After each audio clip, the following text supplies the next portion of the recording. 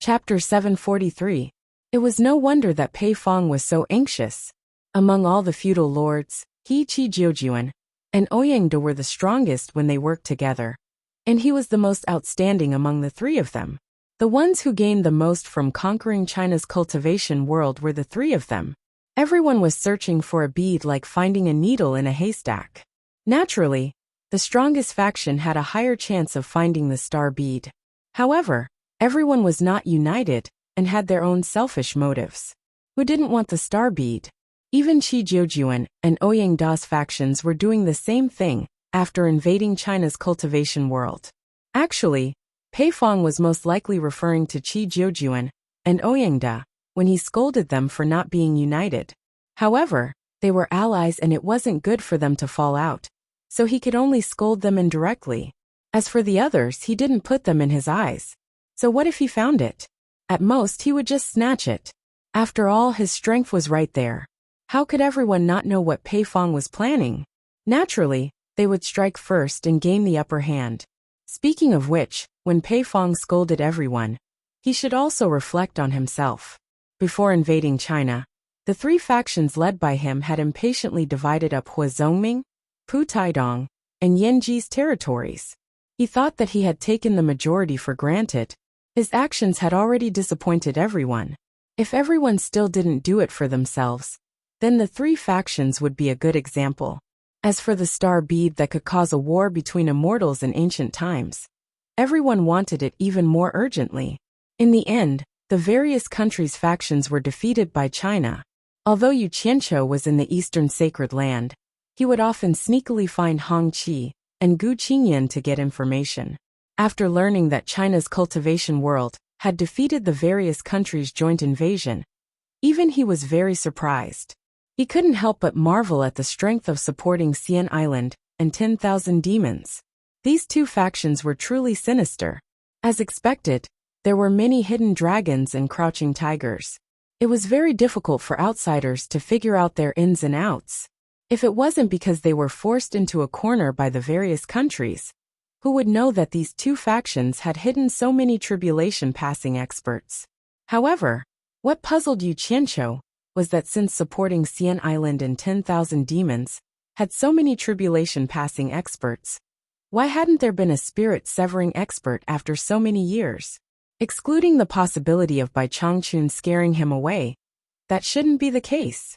Could it be that there was a saying that the people of different places were nurtured by different people? Or could it be that there were some secrets that he didn't know about? Speaking of which, Huaxia was quite unlucky. The cultivation world was at war, and the army was at war. Everything was in chaos. Even Hong Qi and Gu Qingyan had the desire to participate in the battle, but Yu Qianqiu strictly forbade them to only watch and not participate. However, there was one exception. No matter who it was, as long as they dared to interfere in the secular world's war, the Green Gang and the Hong Gang would make a move at all costs. As for him, Yu Qianqiu, he wouldn't be polite either. He didn't mind putting aside the matter of the East Holy Land for now. The war in the cultivation world made Yu Qianqiu even more determined. Both sides actually mobilized so many cultivators. There were more than 300,000 cultivators participating in the war. It was comparable to a chaotic battle between armies. He couldn't help but ask, was it necessary for so many cultivators to exist in the human world? If this went on, would the human world still be the world of ordinary people? It must be reduced. Because of this, Yu Qianqiu was even considering whether he should make a fake star orb and throw it to the various countries. He reckoned that it would cause internal strife, right? If he was asked if he wanted the star orb, he would undoubtedly want it. Ever since he first heard about this thing, he had always wanted it. However, the impact of this thing was too great.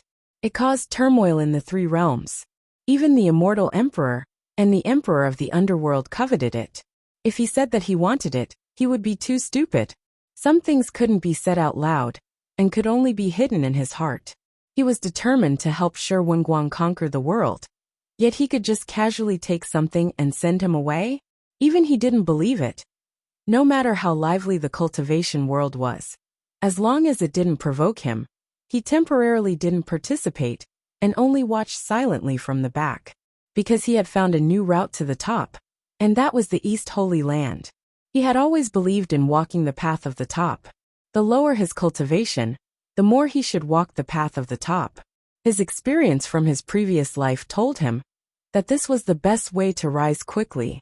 There was a saying in his previous life: if you followed an official for a long time, you would be a low-ranking official, if not a high-ranking one. This saying could also be applied to the cultivation world. If you followed someone with a high cultivation for a long time, even if your current cultivation wasn't great, your future cultivation wouldn't be too bad. In fact, as long as he had the chance, he would always do this. Reality proved that the effect was pretty good. Taking the current immortal crocodile, for example, he had only followed him for a few days. Just a few spirit stones from him would be many times better than him fighting for his life in the cultivation world for so many years. The World Chamber of Commerce run by Een Baikong was considered good at doing business, right? But even after so many years of accumulation, he didn't earn as much as he did in a few days. This was the benefit of walking the path of the top. Not only were there many benefits, but it was also very beneficial to improve one's foresight and experience. He had only been with the mortal crocodile for a few days, but he was already starting to look down on the fights between the top experts in the cultivation world. Take your time to make a fuss. Once I've made a name for myself in the upper echelons, it'll be a piece of cake for me to deal with you. Spirit Fang Valley. The disciples of the valley and the Wen family searched the entire territory, but they couldn't find Yan Juexing and third brother Xian. Lu Yanqing knew that it was useless to continue searching, so she finally gave up. When Lanfeng also lost his reason to stay and had no choice but to leave. When the news of Niu Yid taking over as the torture master of the ghostly region reached the two of them, they were really speechless. Especially when they heard that Niu Yid had extorted 200 million top-grade spirit stones from more than 100 soul formation experts. They didn't know whether to laugh or cry. As expected, this was Yu Qianqiu's style. It was simply incomparable to the arrogant Bai Changchun. To think that this guy could think of something like this. He was too bold to dare to use Niu Yid's name as a prank. They really didn't know what Bai Changchun was thinking. He actually passed the position of torture master to Yu Qianqiu. Could this troublemaker really take on such a heavy responsibility? Looking down from the plateau at the top of Medicine Hut, Spirit Fang Valley had resumed its previous heroic deeds of saving the world. There were endless pedestrians on the mountain road in the distance. Under her beautiful face, which was like the morning glow reflecting the snow, her red lips opened slightly and sighed. She said, I originally thought that after Bai Changchun left, there would only be two people in the entire cultivation world who could take on the position of torture master. One is Nongzhu from the South Sea Purple Bamboo Forest, and the other is you. I didn't expect that Bai Changchun would let Yu Qianqiu succeed as torture master. Bai Changchun's actions are a little thoughtless. You think too much. How can I be the torture master of Ghost region? Bai Changchun must have his reasons for doing this. When Lanfeng smiled faintly, although he looked calm on the surface, he felt inexplicably uncomfortable. To be honest, although he didn't want to be the torture master of Ghost region, he secretly thought about it based on seniority. If he removed the relationship between Nongzhu and Bai Changchun, it was possible that Bai Changchun would really ask him to take over as torture master. Bai Changchun spared his life twice, and he should send Bai Changchun off to the Eastern Holy Land. However, he had a little trick up his sleeve. He thought that if Bai Changchun came to him to take over the position of Devil Region Torture Envoy before he left, Lu Yanqing would see him, and he would generously reject Bai Changchun. This was what Wen Lanfeng wanted Lu Yanqing to see. In fact, he thought that the possibility of Bai Changchun looking for him was quite high, because almost all the previous torture masters of Ghost region were the world's #1 experts, and they were at least experts in the late soul formation stage. Nongzhu, who was likely to succeed him, was only in the middle soul formation stage. After Bai Changchun left, he would obviously be the world's #1 expert. In addition, his character and prestige were good in the cultivation world. Who else could be Bai Changchun's first choice but him? When Lanfeng didn't think that there was anyone more suitable than him, although he didn't want it. However, to his great surprise, not only did Bai Changchun not look for him, he did not even look for Nongzhu. It was actually Yu Qianqiu, who was only at the crossing calamity stage, who took over as the torturer of the demon ghost region. If it was Nongzhu who took over, he would feel better. However, it was Yu Qianqiu who had average cultivation and a bad character. He really felt a little uncomfortable. Sometimes, people would always compare their own strengths with others' weaknesses. Through this comparison, they would realize that they were great. The dignified Wen Lanfeng couldn't help but fall into a cliché. This was human nature. Little did he know that Bai Changchun didn't even consider him as the first choice. He would only look for him when there was really no one else available. What he didn't know was that in fact, in the eyes of the two previous torture masters of Ghost Region, Nongzhu was stronger than him. What he didn't know was that Nongzhu's cultivation talent was absolutely top-notch in the cultivation world, even higher than his. It was just that Nongzhu was used to being lazy and didn't want to be restrained, so she deliberately suppressed her cultivation. Otherwise, after all these years, who would be the world's #1 expert after Bai Changchun left?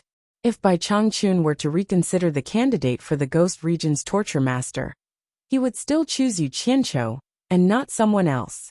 Ever since he saw Yu Qianqiu in the Eastern Holy Land, and saw Immortal Lord Crocodile hanging out with him, Bai Changchun was sure that he had chosen the right person, so he left resolutely.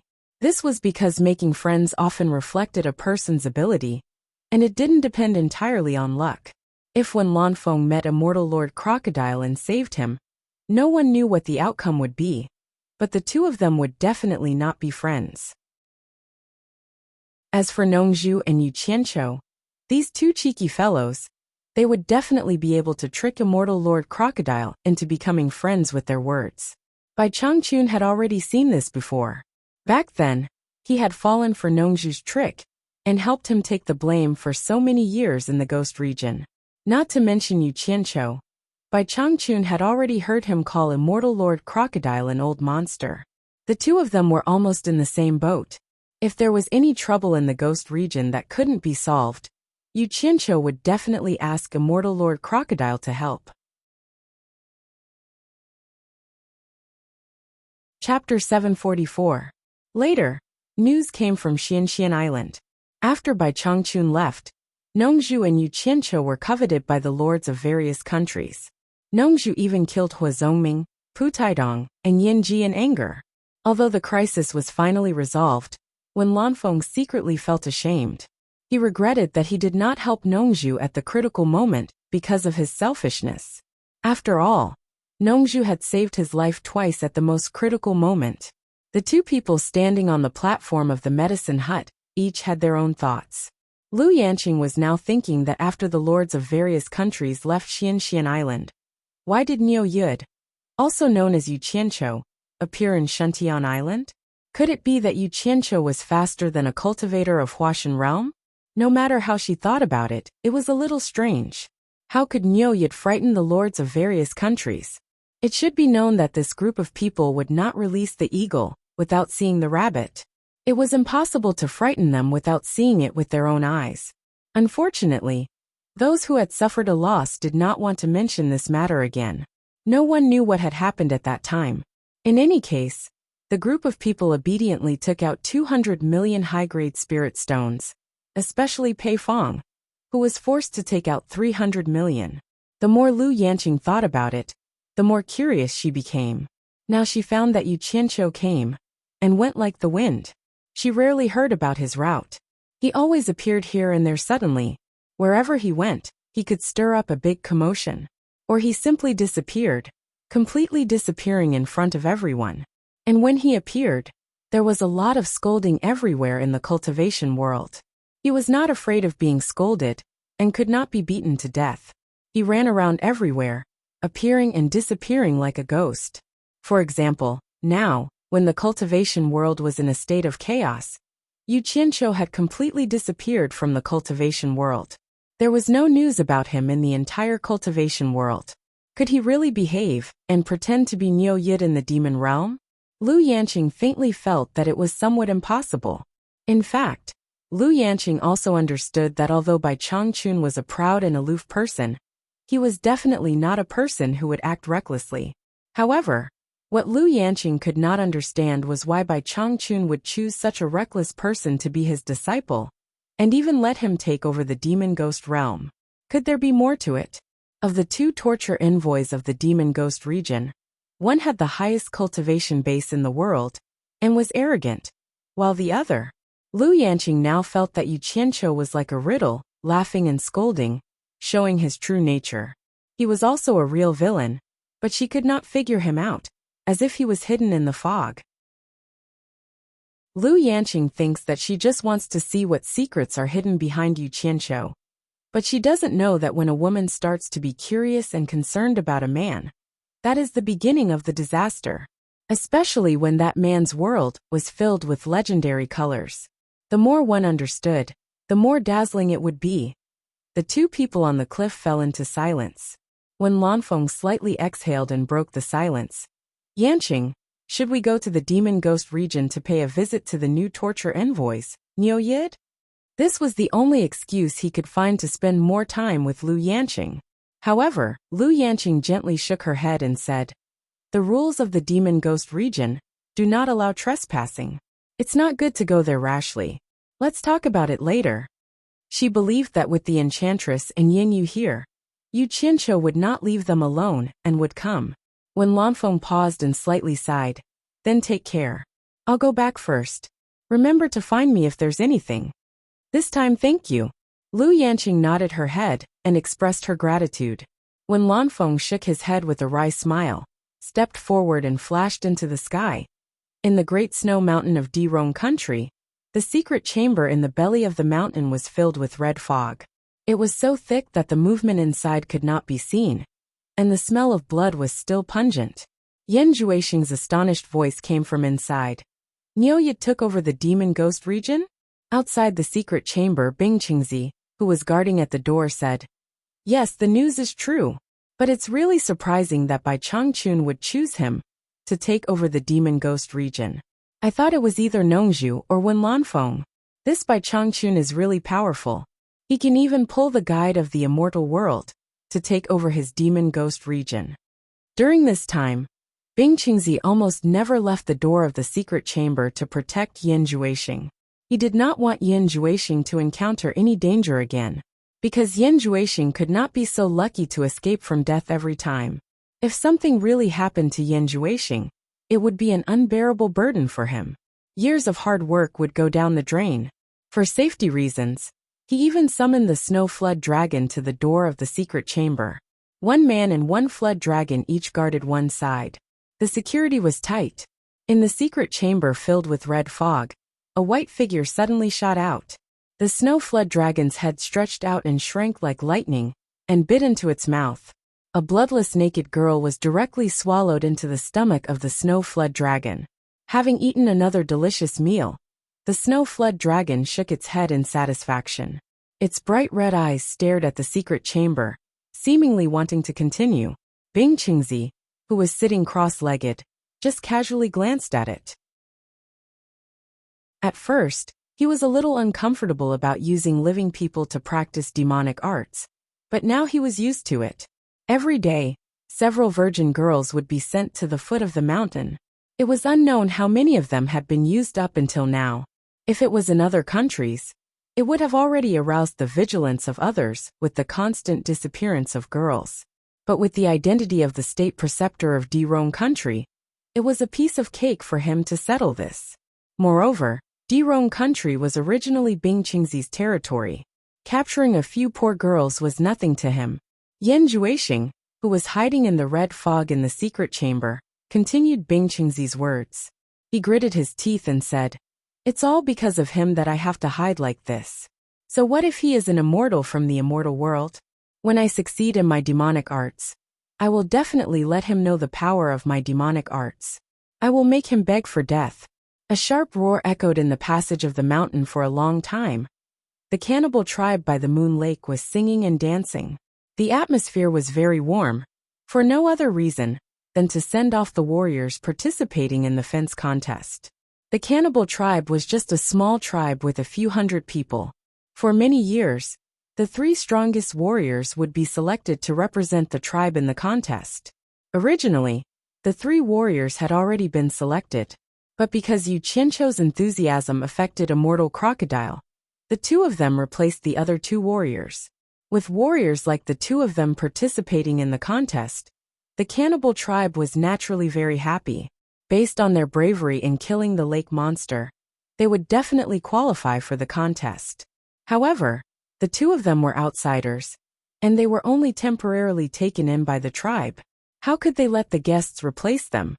Garland represented the cannibal tribe and repeatedly refused, but Yu Qianqiu held an incredibly sincere attitude and continuously tried to convince everyone.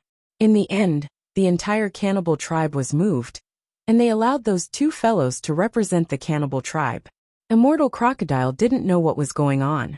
After chatting with Yu Qianqiu a few times, he actually agreed to accompany him to participate in such a boring thing as the fence contest. After thinking about it, he felt that something was wrong. How could he have agreed so carelessly? But since he had agreed, he couldn't go back on his word. In the end, he decided to let nature take its course. Once they decided to participate, the 2 of them realized that they had to solve a lot of problems to attend the fence contest. First was the problem of Immortal Crocodile's cultivation. To be honest, although Immortal Crocodile's cultivation was very high in the past, it was nothing in the Eastern Holy Land now. It was very easy for other immortals to see through his identity as an immortal cultivator. They were willing to participate in the fence contest as an immortal cultivator, but others definitely wouldn't. So they had to hide it. So Yu Qianqiu took out the breath-concealing pill and gave it to Immortal Crocodile. In the end, Immortal Crocodile thought that the pill was too low-grade, or rather, too insignificant. So he took out something better to hide his cultivation. As for Yu Qianqiu, he was born with a special ability, so he didn't need to use anything to hide his cultivation. As long as he didn't expose himself, others wouldn't be able to see through him. But there was one big problem that gave both of them a headache. Immortal Crocodile almost went berserk because of this problem, but Yu Qianqiu persuaded him to back down. He even said a lot of inspirational things about enduring hardships and waiting for an old horse to return to the stable. It was really hard on him, and even he felt like he was sick of it. There was no other reason than their appearance. Yu Qianqiu was easier to deal with, but the key was that Immortal Crocodile's appearance was too eye-catching. He had a burly figure, snow-white hair, and an elegant silver robe that flowed like silver silk. It was very eye-catching. If an immortal cultivator saw him walking out, their first impression would be that he was either an immortal or a monster. It would be strange if they didn't suspect him. So the 2 of them began to change. Garland quickly asked his clansmen to hurry up and make clothes that matched the style of the cannibals. In fact, it was just a few pieces of animal skin. After putting it on, they realized that it was really too revealing. Even Yu Qianqiu was too embarrassed to walk out of the tent, let alone Immortal Crocodile. No matter what, he was one of the 12 great immortal lords in the immortal world. How could he do something that was almost naked? In the end, it was Yu Qianqiu who relied on his eloquence and courage to walk out of the tent first.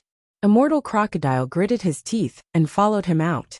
As soon as the 2 of them appeared, they immediately shocked the cannibals. Their fair skin made the eyes of the cannibal women, who had bronze-colored beauty, light up. They wanted nothing more than to swallow the 2 of them into their stomachs. This problem was exposed in time. Both of them realized that they had to solve the problem of skin color. Otherwise, it would be too weird to walk with the cannibals. So Yu Qianqiu dragged Immortal Crocodile to sunbathe, saying that the skin color would be more realistic and would not be exposed. In the end, after a few days of exposure, the 2 of them realized that because their physiques were extraordinary, it was unlikely that they would be tanned in a short period of time without a few years of hard work. After much effort, Immortal Crocodile, with his rich experience, finally came up with something that would not be easily seen through. The 2 of them smeared some ingredients on their bodies and turned their skin bronze. Immortal Crocodile's long silver hair was also smeared with another color of ingredients. The two of them worked for a long time before solving all the problems that needed to be solved. Chapter 745. The sun had just risen, and the cool morning breeze was cool. The ripples on the moon lake were clear and moving, and the water plants by the lake swayed beautifully. Surrounded by hundreds of cannibals, Yu Qianqiu and Immortal Crocodile walked out of the tent. The two of them were almost half naked, facing everyone's gaze without fear. Anyway, everyone was like this. Birds of a feather flocked together. There was nothing strange about it. However, the two of them stood in stark contrast. Compared to Immortal Crocodile, who was almost 2 meters tall, Yu Qianqiu looked a little weak. Fortunately, he had been practicing the animal show for a long time, so his tight muscles did not make him look weak. Yu Qianqiu, who was wearing beast skin boots and a leather skirt, walked in front of the majestic horse with large strides. He flipped his braids in an incomparably coquettish manner and directly jumped on the horse. Garland, who was leading the horse for him, looked resentful and reluctantly handed the reins to him. Yu Qianqiu quickly pretended not to see it and turned his head. The 6 of them all got on the horse. The 3 warriors were Yu Qianqiu, Immortal Crocodile and Boli. The other 3 were to help them. The moment the 6 of them got on their horses, the crowd of clansmen parted to make a path for them. They danced wildly on both sides. More than 20 animal skin drums were arranged in 2 rows. Intense pung-pung sounds rang out as they sent the warriors off. Boli led the way, pulling the reins and galloping away. Yu Qianqiu followed closely behind, followed by Immortal Crocodile and the remaining 3 tribesmen. The 6 of them rushed into the winding path in the distant forest, disappearing from the anticipating eyes of the tribesmen. The winding path in the dense forest was winding, and if one's horsemanship was not good, it was easy to crash into trees or run into bushes. Fortunately, the 6 of them were good horsemanship, and the branches and leaves on both sides quickly flashed past their ears. Yu Qianqiu, who was following behind Boli, suddenly heard Immortal Crocodile's voice behind him.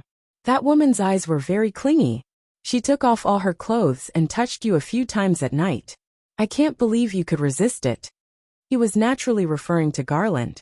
Old monster, you actually peeped on me while I was sleeping? Yu Qianqiu replied angrily.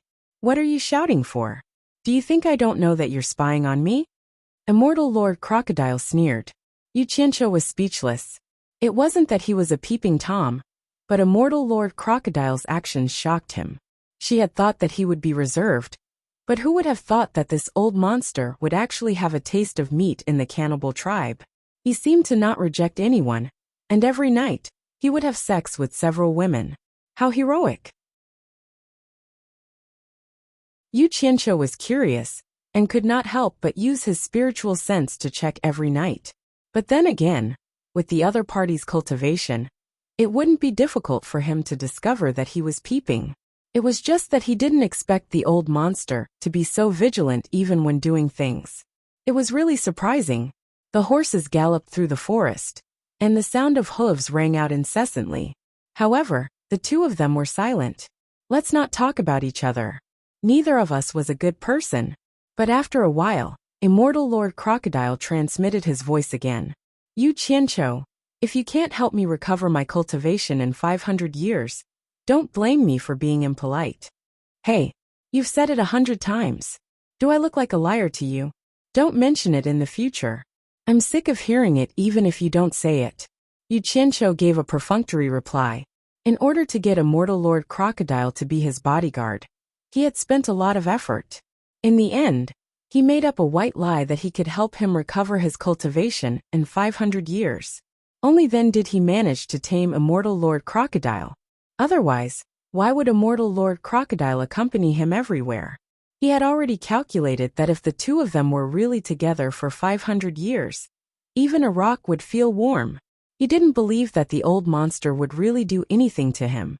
If Immortal Lord Crocodile was really that heartless, then he had nothing to say. He would leave, and Immortal Lord Crocodile would continue to stay in the Eastern Holy Land. They would pretend that they had never met. If his cultivation was higher than Immortal Lord Crocodile's in 500 years, Of course, Yu Qianqiu was just imagining it. He didn't think that his cultivation would surpass Immortal Lord Crocodile's in 500 years.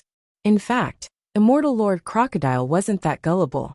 However, the master-disciple pair's methods were really unimaginable and too magical. Although he didn't believe that he could recover his cultivation in 500 years, he still had some hope in his heart. What if he really succeeded? It was better than spending tens of thousands of years to cultivate again, right? Moreover, 500 years was really nothing compared to his long lifespan. It was worth a try. In the end, he more or less felt an indescribable charisma from Yu Qianqiu. He realized that it was quite interesting to be with this guy. Although this guy wasn't a good person, ever since he got to know him, he suddenly realized that having a long life wasn't lonely at all.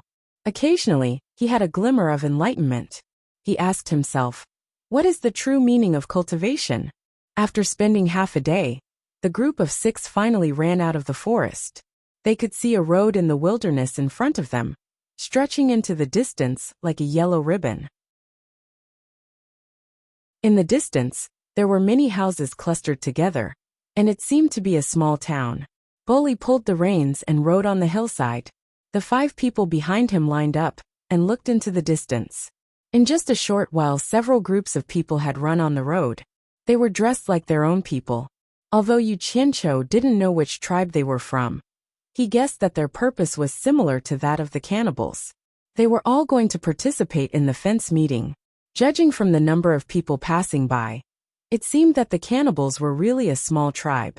At least every group that passed by had at least a dozen riders, but they only had 6 people. The sun was high in the sky. Looking at the panting horses, Bully waved his hand and pointed to the small town in the distance. The small town in front is the midpoint to Lust City. When we get there, let the horses recover their strength and continue on their way. That way, we can reach Lust City before dark when the horses are exhausted. What do you think? Facing Bully's questioning gaze, Yu Qianqiu scratched his braids and smiled. We don't know each other well, so we'll listen to you. Originally, with his and Immortal Crocodile's abilities, there was no need to run slowly to Lust City. They could just fly there. But in order to not expose their cultivation, they had to do this. Bully smiled heartily and nodded. He took the lead and rushed down the hillside. The 6 riders ran on the yellow road towards the small town in the distance. Running on the straight road was obviously much more comfortable than running on the winding path in the forest. Yu Qianqiu swung his braids in the wind. The feeling of the wind blowing through his hair was nice and cool. Seeing that they were outside the town, Yu Qianqiu was about to rush into the town, but he saw Bully slow down and pull the reins to a stop.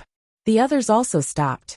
Only Yu Qianqiu did not notice that he had run too far, and only stopped in front of the town's gate. The gate made of wood and stone had a bit of an ancient charm, but the workmanship was very rough. There were many people on the streets inside.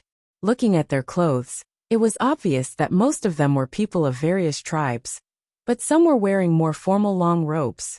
Yu Qianqiu took a few glances at the streets inside, and found that there were not many decent houses. He turned his horse around, and saw that Bully and the others had already dismounted, and led the horses to a few shady trees by the roadside. They had the intention of sitting on the ground, and only Immortal Crocodile was looking at him with a faint smile. Yu Qianqiu immediately ran over, jumped off the horse, and asked Bully curiously, "The town is in front. Aren't you going in to rest? What are you doing here?" Bully looked at the other 3 tribesmen awkwardly. Yu Qianqiu immediately became suspicious, and under his repeated questioning, Bully finally told him the truth. In fact, the customs of each tribe were quite fierce, and fights were common. It was difficult to get along well with the other tribes. The cannibals were the smallest tribe in this area, and it was inevitable for them to suffer some losses. To put it bluntly, they were often bullied. This town was called Shizi Town, which meant the westernmost town on the mainland. Originally, there was no town here. This town was built by some of the larger tribes because the nearby tribes envied the life of the people in the city. They began to learn from the people in the city to do business. The mayor was the chief of the largest tribe in the area, the Shizi tribe. Although the cannibals were small, they were a place where warriors came from. Often, There would be people who could participate in the fence contest and win generous rewards. This made the nearby tribes jealous and hateful, because there were many tribes participating in the fence contest, but there were only 100 winners. Therefore, every time the cannibals settled in the town to rest, there would always be people from other tribes who would come to provoke them, taking the opportunity to injure or disable the cannibal warriors, so that they could not participate in the contest. This method seemed very reckless, but it was an effective way to reduce the number of strong competitors. And no matter how brave the cannibal warriors were, they could not resist the large number of people. In the end, they could only compromise and rest here, not daring to enter the town. In fact, although this kind of thing sounded annoying, it was not a big deal between the tribes. Bullying the weak was completely the nature of these almost primitive tribes. But after hearing this, Yu Qianqiu rolled his eyes and despised bully infinitely. No wonder your woman was so anxious to sleep with me. After thinking about it, Yu Qianqiu also felt that he should not cause trouble here. It was not that he was afraid of the nearby tribes, but he was worried that it would attract the attention of the immortals. So he led the horse and was about to tie it up. Unexpectedly, a gust of wind blew, and a lot of things fell from the swaying branches. Yu Qianqiu felt something crawling on his head. He grabbed it, and a big green furry worm wriggled in his hand. Yu Qianqiu was originally prepared to just bear with it and let it go. He didn't want to cause any trouble, but in the end, this disgusting caterpillar caused his stomach to be filled with rage. Squeak! The caterpillar was pinched so hard that green juice shot out, and it lost its life on the spot. He threw it away and jumped directly on the horse's back. He said to Bully in a deep voice, "Damn it! Kind people get bullied, and hiding under a tree still gets bullied by caterpillars. There is no way to live like this. All of you, get on the horse and go to the town to rest." Regardless of the consequences, he rode all the way to West Town. Bully and the others looked at each other. Immortal Crocodile had already gotten on the horse with a smile, and they had no choice but to follow. On the other side, Yu Qianqiu directly charged into the town on his horse. He madly rushed from the west to the east of the town, completely ignoring the pedestrians on the road. He used his horse's hooves to clear a path, startling the people on the road into cursing. Before the curses had died down, he ran back from the east. Immediately in the middle of the street, he looked at a 2-story wooden building and muttered, "This is the most luxurious one." Chapter 746. The so-called most luxurious was only because it was much bigger than the other houses. Yu Qianqiu had just jumped off his horse when Bodo and the others arrived. Yu Qianqiu pointed inside and said, "We'll rest here." With Immortal Crocodile leading the way, the others also dismounted. Under the gazes of the people on the street, Bodo and the other 3 vigilantly gripped the knives on their waists. Yu Qianqiu looked at the knives on his waist and said disapprovingly, "What's wrong? Are you afraid that there'll be danger if you rest here?" Bodo lowered his head slightly and said in a low voice, "This shop is owned by the Shizi. We cannibals can't afford to rest here." What he meant was that the Shizi would rip them off in terms of price. Yu Qianqiu raised his eyebrows and stretched out his hand. "Didn't you bring money? Give me the money pouch." Bodo was startled, but out of respect for this brave warrior, who could kill the lake monster, he untied a small cloth pouch from his waist and handed it to him. Yu Qianqiu was about to take it when he heard someone yell, "How dare you scare my people by horse racing in town?" 7 or 8 people quickly rushed over.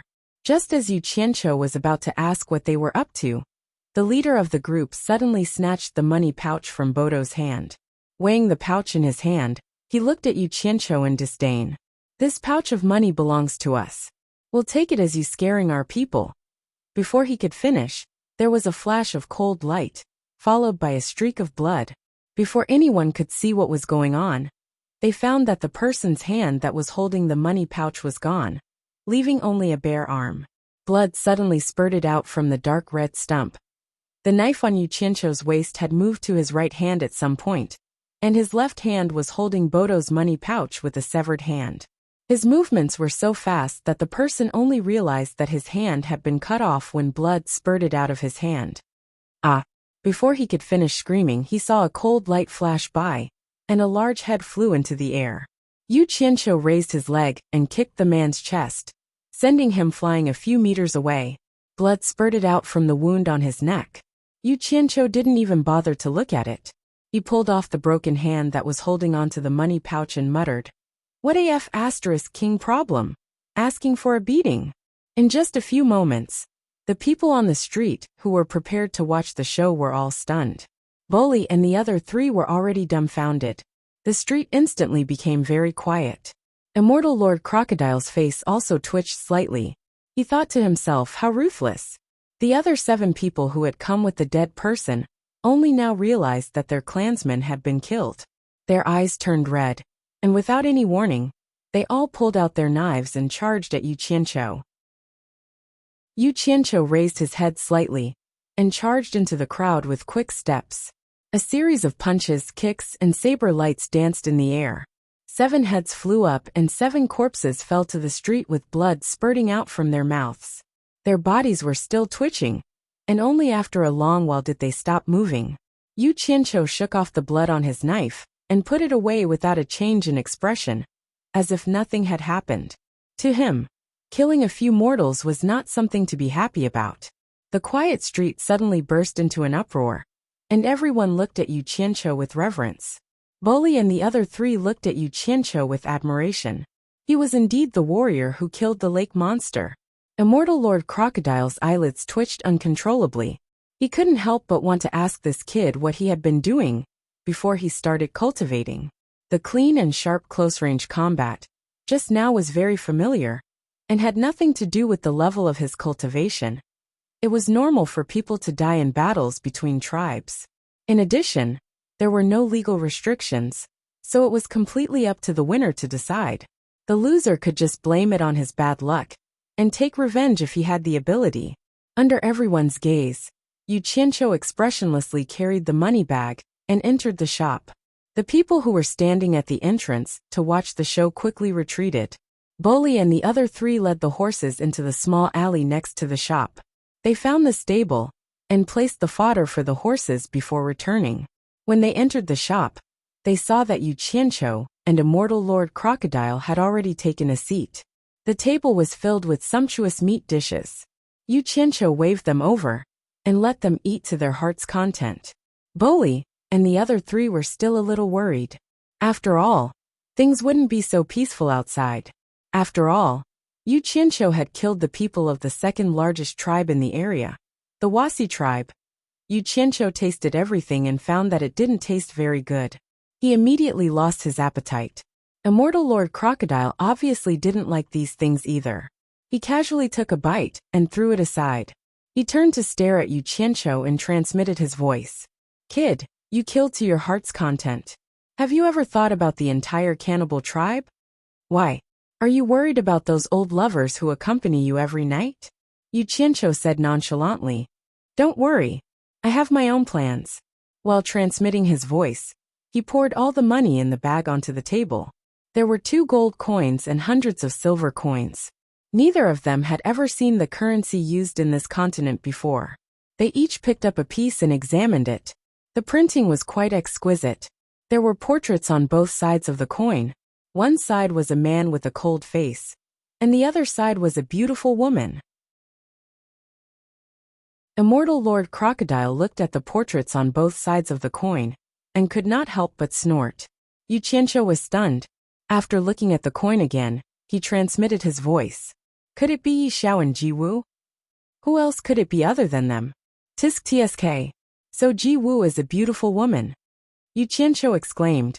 He looked back at Bully and asked, "How long will this money last us?" Bully put down the deer steak in his hand and said embarrassedly, "1 gold coin can be exchanged for 100 silver coins. There are about 300 silver coins here.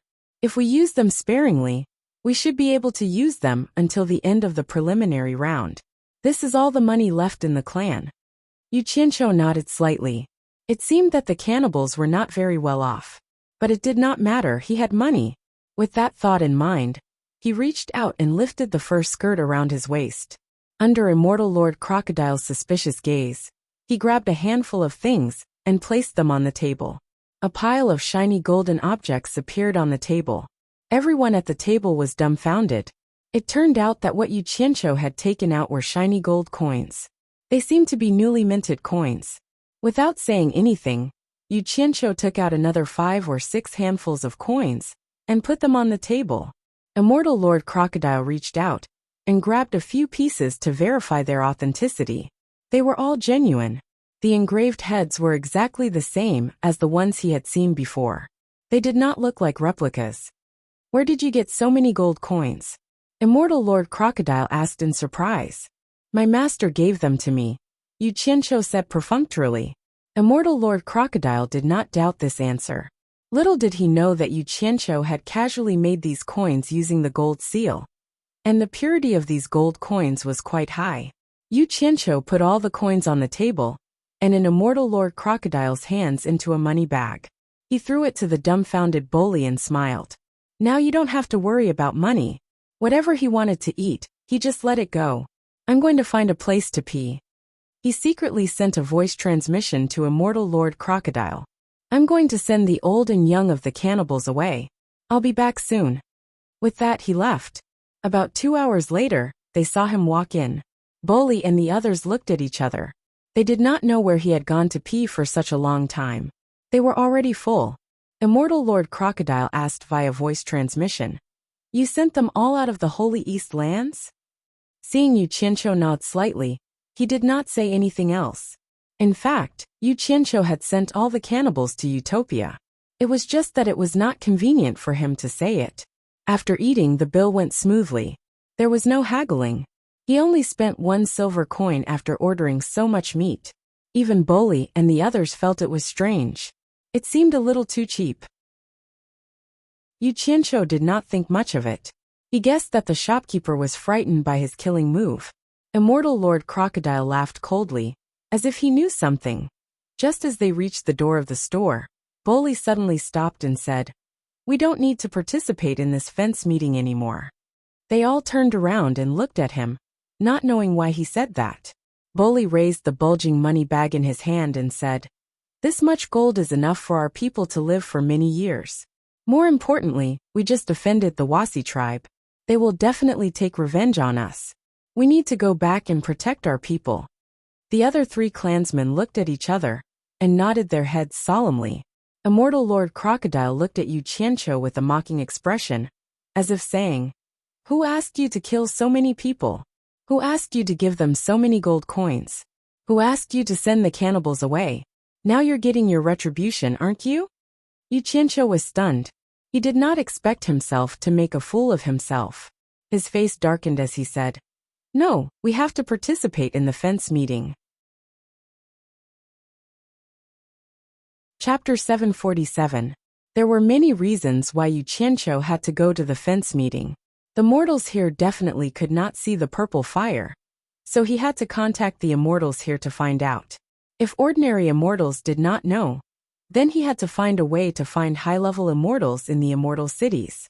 If even the high-level immortals in the immortal cities did not know, then the purple fire was very likely hidden underground. It was much more troublesome to find things underground than above ground. He would probably have to find the meditation cultivators, who lived here for a long time. And to meditate here, he still had to find the immortals in the immortal world, to find out where the entrance to the underground was. In short, to find the purple fire, he could not avoid interacting with the immortals here. The fence meeting was a good place to start. There was another thing that he was thinking about. What would happen if Bai Changchun went to challenge the immortal lords and the netherworld generals? Although he did not seem to care, he was actually very conflicted and anxious to find out more information. However, with his and Immortal Lord Crocodile's current cultivation, the Eastern Holy Land was not a place for them to act presumptuously. They could only advance step by step and find out more information. Thus he had to go to the fence meeting. Seeing that he was unhappy, Bully asked in surprise, "Why must we go to the fence meeting?" He could not understand. Participating in the fence meeting was a very dangerous thing. Unless they had no other choice, which tribe would be willing to take such a risk? Now that they had the conditions to not participate, wasn't that a good thing? "You idiot!" Yu Qianqiu cursed in his heart, but his face showed a pained expression. He pointed at Bolly and the others and lectured. No wonder the cannibals have never been strong. It's because our tribesmen flatter men like you who do not know how to be prepared for danger in times of peace. Just because of a bag of gold, you lost your fighting spirit and did not think about improving. Isn't it better to earn more gold for your tribesmen? If you have the ability to earn more gold than your tribesmen can spend in a few lifetimes, then the future generations of cannibal warriors can protect their tribesmen and reproduce without having to bleed and die for the fence meeting. Many generations of warriors. How many tribesmen can you produce? A bunch of cowards, you disappoint me. What bullsh asterisk T reason? Immortal Lord Crocodile's expression twitched as he turned his head to the side, not wanting to listen anymore. However, Bolly and the others thought the same. They were reprimanded until their faces turned red, and they lowered their heads in shame. After a while, Bolly raised his head and asked, "What if the Wasi retaliate against our people?"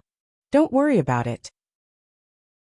Yu Qianqiu patted his chest confidently and said, "I just went to pee and bumped into a tile. The Wasi said that because they are true warriors, they will defeat us fair and square at the fence, and then they will take revenge on your people. If they lose, they will accept their defeat wholeheartedly and will not pursue this matter any further. They will treat it as if it never happened." Bolly and the other three looked at each other. Suddenly, one of them asked in a weak voice, "What if we don't get to fight against the Swaxi? Why are there so many ifs?" Yu Qianqiu roared angrily. He pointed at them and said, "A bunch of cowards. I'm ashamed to be associated with you. And you call yourselves warriors of the cannibal tribe. If you want it back, go back and return the gold coins to me." Immortal Lord Crocodile sighed and shook his head. He had seen shameless people, but never so shameless. Just now he said he was giving them gold coins. And now he wanted them back? Bolly clutched the money pouch tightly. Gold coins were the lifeline of the tribesmen. They could be used to buy salt for the entire tribe. It had nothing to do with personal honor or disgrace. How could they just give it back? The four's faces turned a little green, angered by the words cowards. The four looked at each other and nodded heavily. Bolly said firmly, "Let's go to the fence." Yu Qianqiu was stunned. These people really changed their minds quickly. He retracted his hand, and the gloominess on his face dissipated. He coughed and said, "All right, it's good that you know your mistake. Let's not waste any more time and hurry on." Under Immortal Lord Crocodile's infinite disdain, Yu Qianqiu took the lead and walked out. The corpses on the street had been taken away by someone, leaving only a few pools of blood. Many people stared at them. Bolly and the other three entered the alley and went to the stable at the back to get the horses. After a while, Yu Qianqiu felt something was wrong. He walked to the alley and looked around muttering, "Why are they taking so long to get the horses?" Immortal Lord Crocodile sneered, "The horses have long been taken away by someone else. Where can they get their own horses?" "What do you mean?" Yu Qianqiu turned back and asked. Then he reacted and quickly walked into the alley. There were more than a dozen horses in the spacious stable, but the six they rode were not there. Bolly and the other three were anxiously looking around the stable. Yu Qianqiu squinted at the entrance of the stable. He slowly tilted his head and asked Immortal Lord Crocodile, who was slowly approaching, "You knew that our horses were taken away. Why didn't you stop them?" Immortal Lord Crocodile sneered. "Who do you think I am? A groom? Do I have the obligation to look after your horses?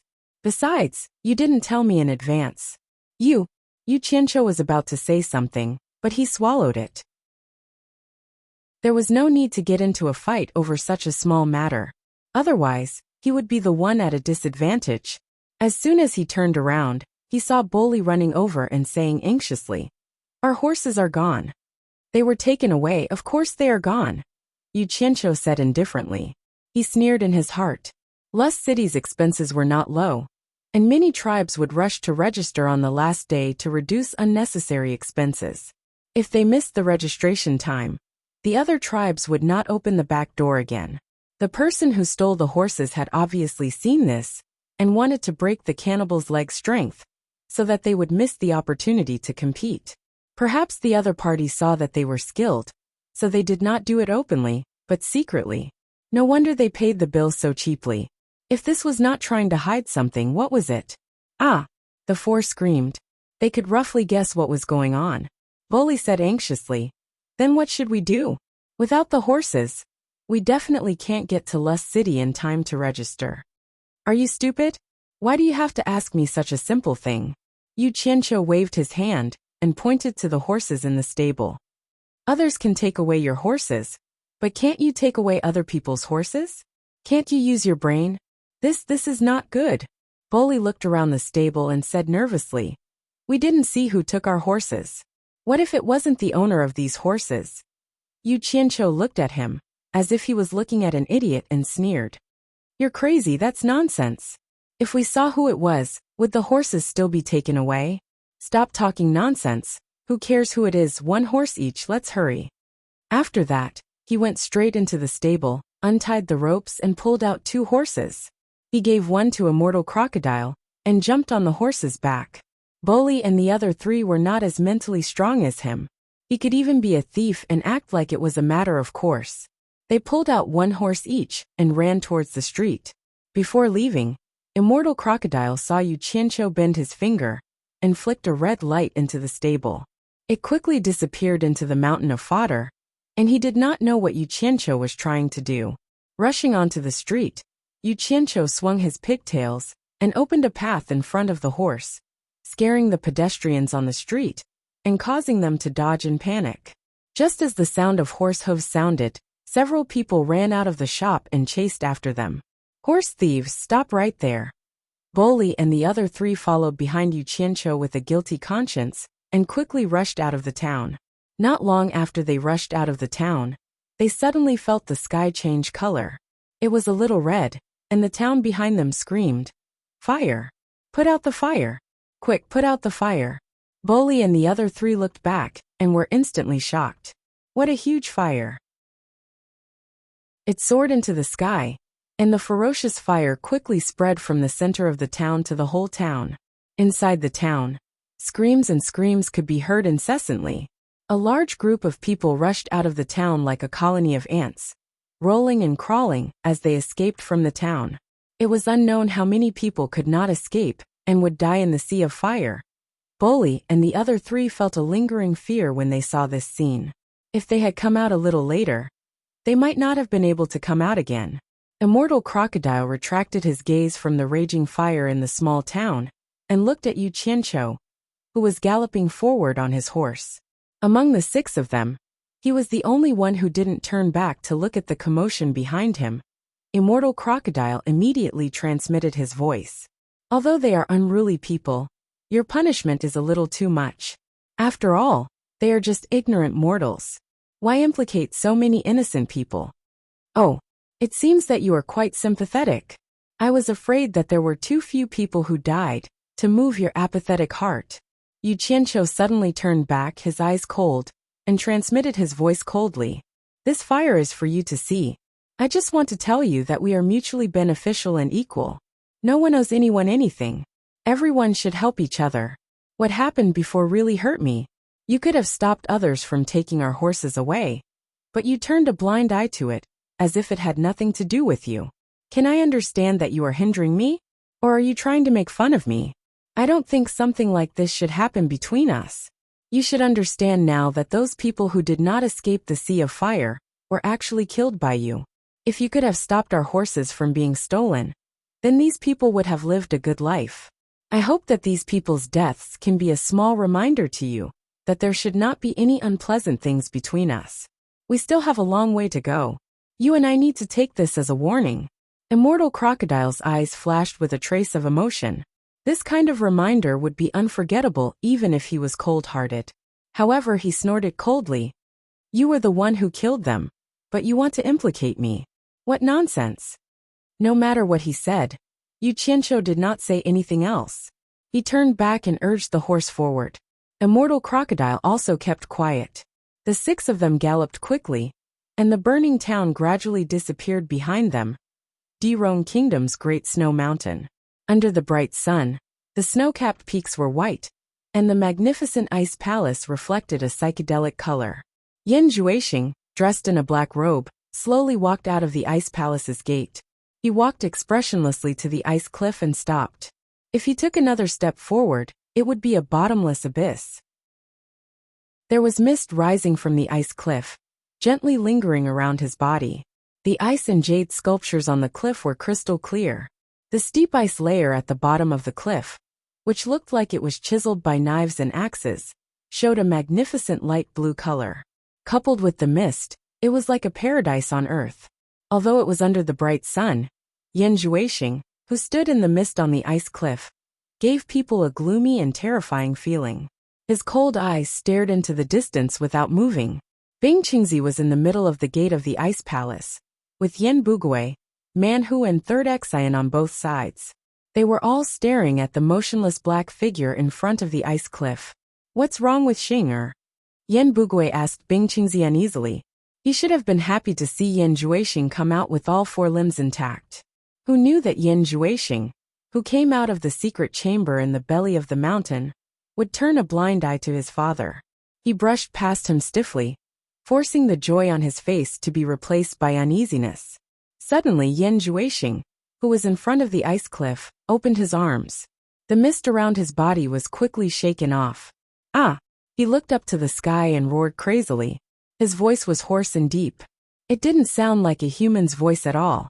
It was like the voice of an ancient fierce beast. The tone of the voice changed from the bottom of the abyss, as if a magical beast that had been sleeping for countless years was about to wake up. The roar became more and more brutal and louder. It scared the surrounding snow-capped peaks to the point that avalanches occurred one after another. The rumbling sound reverberated everywhere. Everyone inside the gate of the ice palace felt that the sound could penetrate their bodies and pull their hearts and lungs. Their faces changed dramatically, except for Bing Qingzi, who could still stand still. The others were all shaky and had a splitting headache. They covered their ears with their hands and tried their best to resist, but they couldn't stop the sound wave from invading. In the end, even Bing Qingzi's face began to turn pale. He suddenly raised his head and found that cracks also appeared in the ice palace. He immediately yelled, "Yan Zhuixing, control yourself!" More than half of the ice cliff, which already had a large area of cracks, collapsed. Yan Zhuixing, who was standing in front of the cliff, fell into the abyss. The roar continued to come from below, and suddenly stopped. The people inside the gate finally heaved a sigh of relief. That sound was too uncomfortable. Not to mention their splitting headache. Their internal organs were all messed up, giving them a feeling that death was better than living.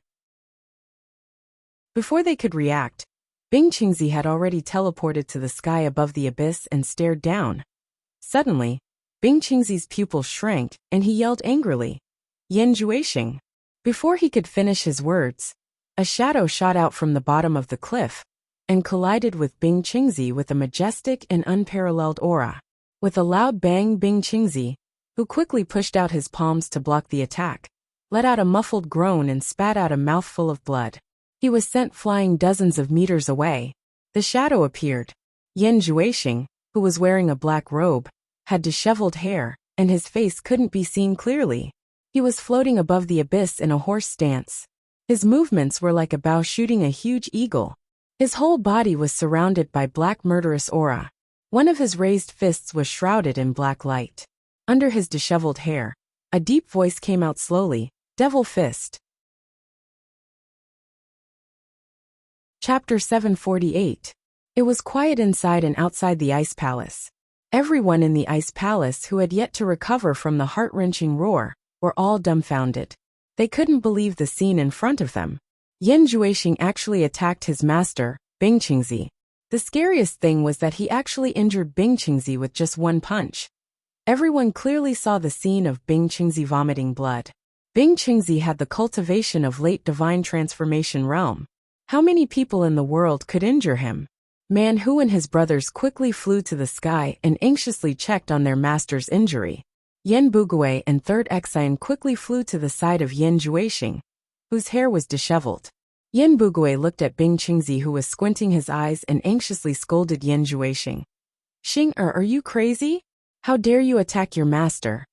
The black light circulating on Yan Zhuixing's fist disappeared, and the black aura surrounding his body also retracted back into his body. He put down his fist that was raised to the sky and slowly raised his head. His long black hair flowed like silk and gently rested on his shoulders. The hairband that bound his hair was no longer there. Half of his face was covered by his long hair, while the other half of his face was staring at Yin Bugue emotionlessly with his cold eyes. Yin Bugue was startled by his son's stare. His heart trembled, and he was instantly speechless. "Master, are you okay?" Man Hu and his brothers asked anxiously. Bing Qingzi raised his hand and wiped the corner of his mouth. A smear of bright red was smeared on his palm. He looked down with a complicated expression and slowly shook his head. "Don't worry, I'm fine." Yin Juexing's sudden attack didn't really injure him, but the power of that punch really shocked him. Logically speaking, he should have been able to block Yin Juexing's punch with his cultivation.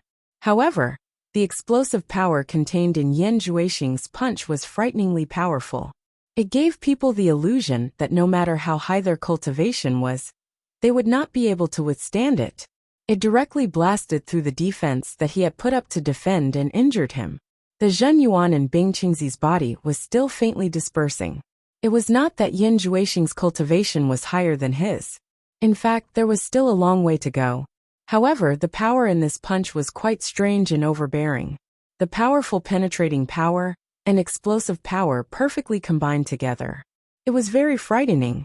It could not be judged by the level of cultivation. Yin Juexing raised his head and looked at the sky. With a swoosh, he appeared in front of Bing Qingzi with a teleportation. The lower half of his face was abnormally cold, especially his eyes, which were devoid of any emotion. Man Hu furiously pointed at Yin Juexing and shouted, "Yin Juexing, you ungrateful bastard! You actually dared to attack Master. If it wasn't for Master, how could you be where you are today? If not for Master, you would have lost your life in Spirit Fong Valley." Bing Qingzi raised his hand slightly and stopped him from continuing. He stared at Yin Juexing and asked, "What happened just now?" To be honest, he was not happy that Yin Juexing attacked him. It was just that he was more composed than his disciple. A bitter smile appeared on the lower half of his face under his long hair. He cupped his hands at them and said, "Master, senior brothers, please forgive me. I don't know what happened just now. I couldn't control myself and attacked Master recklessly." The master and disciples looked at each other speechlessly. The angry expression on their faces gradually eased. They all suspected that there was something wrong with this demonic art. Bing Qingzi stared at Yin Juexing and said with an abnormally heavy expression, "Isn't it a little too fast to break through to early spirit severing realm in such a short time? Why do I feel that it's a little abnormal? Did you notice anything unusual?" Man Hu and the others were shocked. They quickly looked at Yin Juexing and realized that they could no longer see through his cultivation.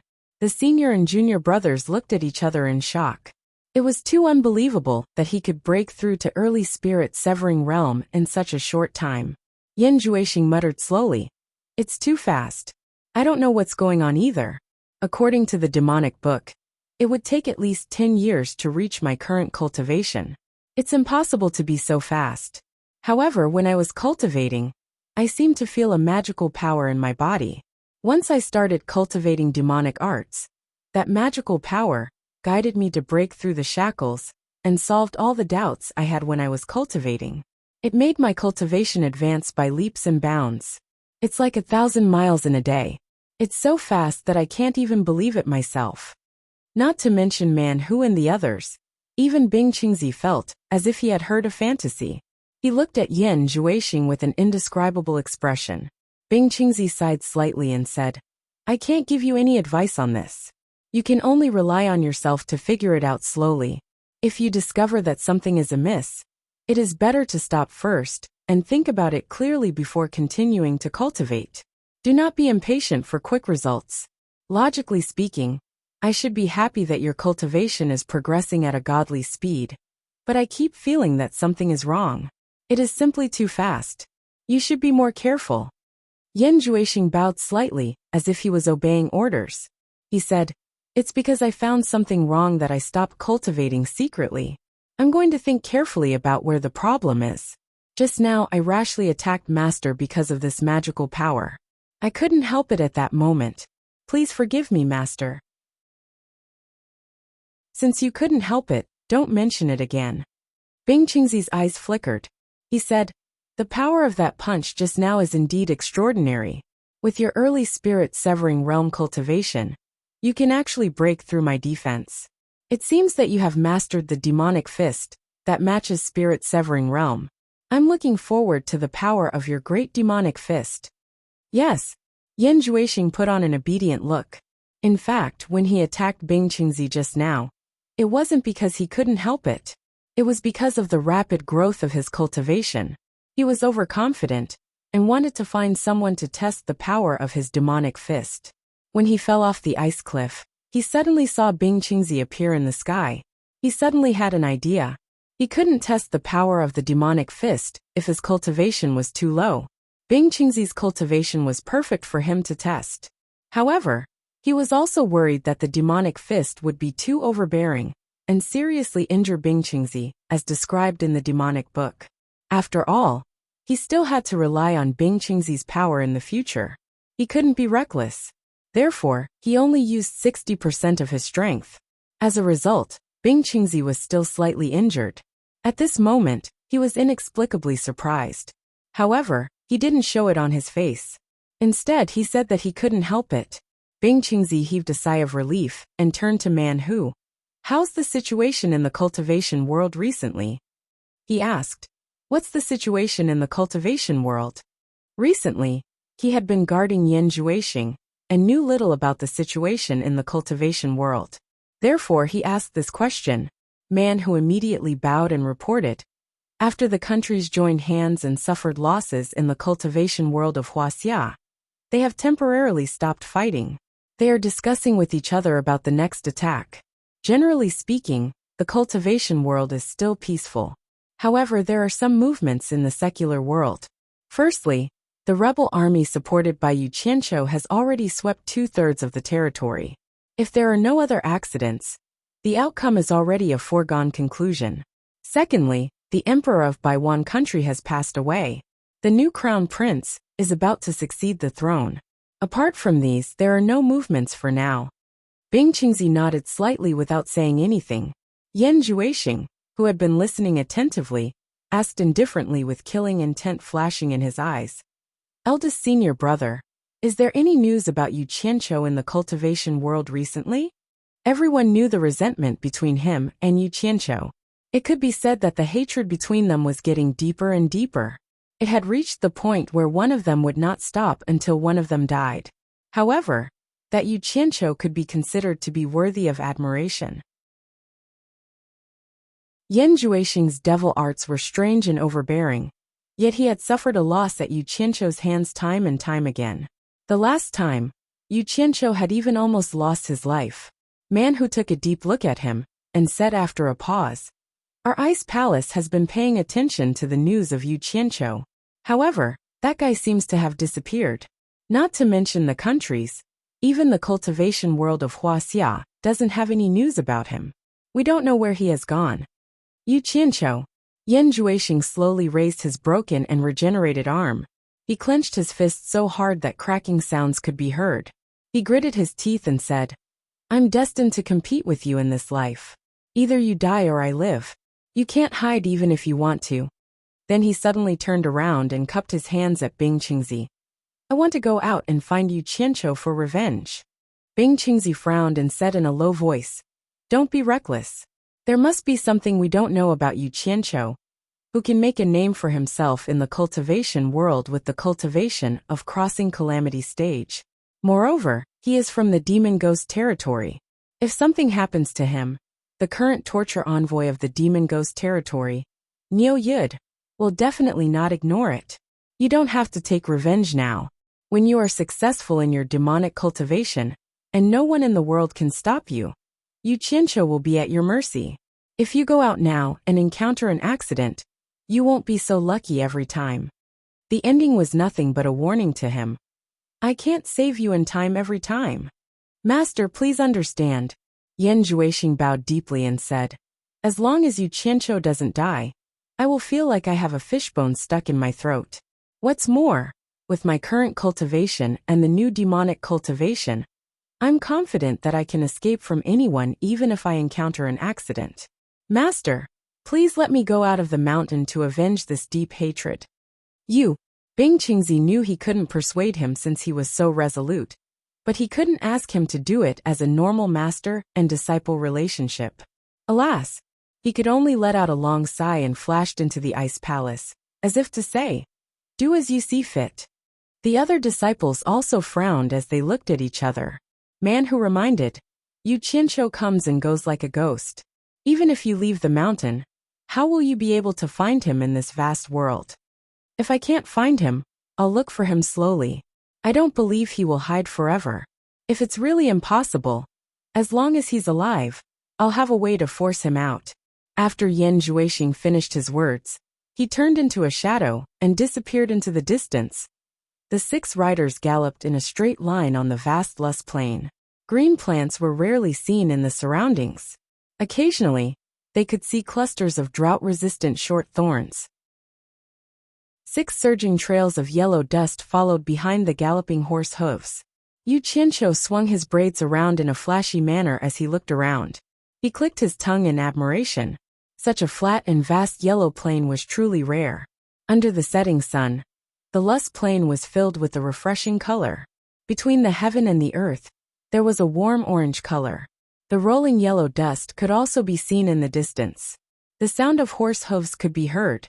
Obviously, it was a passerby who had the same goal as them. Along the way, they galloped without any scruples. Soon, a green dot appeared in the distance. As the green dot gradually expanded in their sight, the magnificent city hidden behind the green forest appeared. After passing through the forest, there were farmlands on both sides of the road. There were thriving crops, and there was a small river that was 2 to 3 meters wide. Many people were busy working on it. Warriors from many tribes gathered on this road. They slowed down and came to the ancient lush wall that was more than 10 meters tall.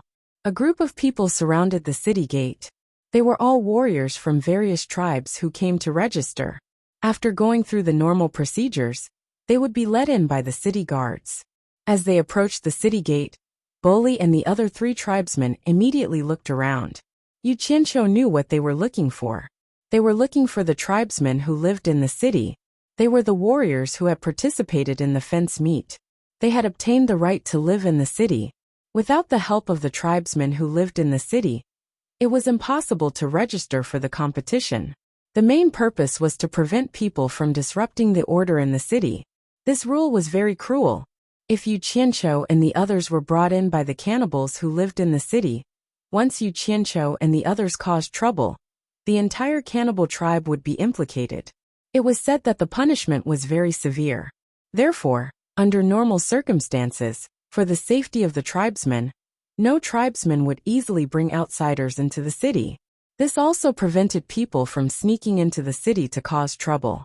It was because of this reason that Yu Qianqiu decided to get close to the cannibals. Otherwise, he wouldn't have the patience to waste time with the cannibals. He would have disguised himself as a tribesman and entered the city long ago. Suddenly, someone jumped up and waved at the noisy city gate. "Boli! Boli!" Yu Qianqiu glanced over and saw a tall man wearing simple and crude clothes squeezing through the crowd. Boli and the other tribesmen shouted in surprise. Guan, they jumped down from their horses and hugged each other, patting each other's shoulders. They seemed very happy. Yu Qianqiu did not want to be outdone. He jumped down from his horse and opened his arms, pretending to hug them passionately. He smiled and patted their shoulders. He also winked at Immortal Lord Crocodile, who was still on his horse. It seemed to be saying, "Don't sit there alone, okay? It will make others suspicious." Immortal Lord Crocodile's face twitched, but he still forced a smile. He jumped down from his horse and pretended to be happy to see his tribesmen, just like Yu Qianqiu. Secretly, he gritted his teeth and sent a voice transmission. "You brat, aren't you tired of doing such things all day long? TSK, don't be surprised." Yu Qianqiu replied angrily. "If you don't do such things, it will attract the attention of the celestial masters in the city, and they will chase us everywhere. That will be really tiring." His words were crude, but he was right. Immortal Lord Crocodile was tongue-tied and speechless. He finally understood that what this guy said was the truth. it would be better for him to look for less stimulation in the future.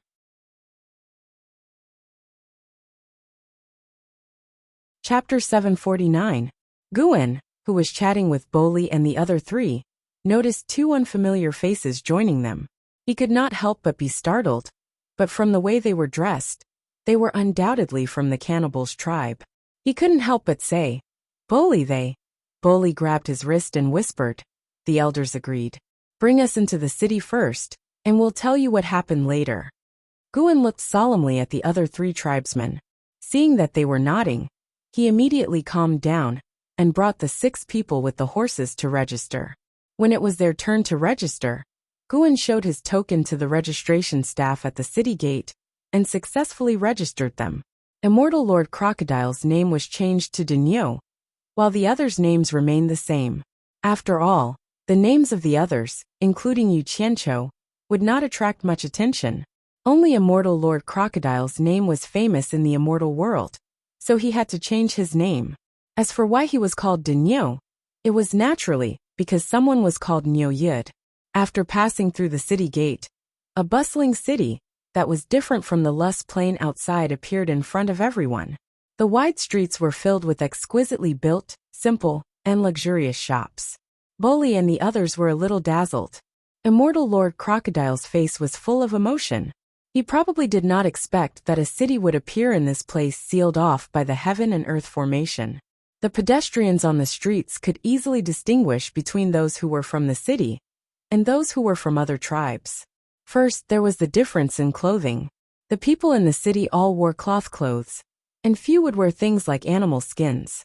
Second, there was the difference in their behavior. Those who walked on the streets and kept looking around, as if everything was new to them.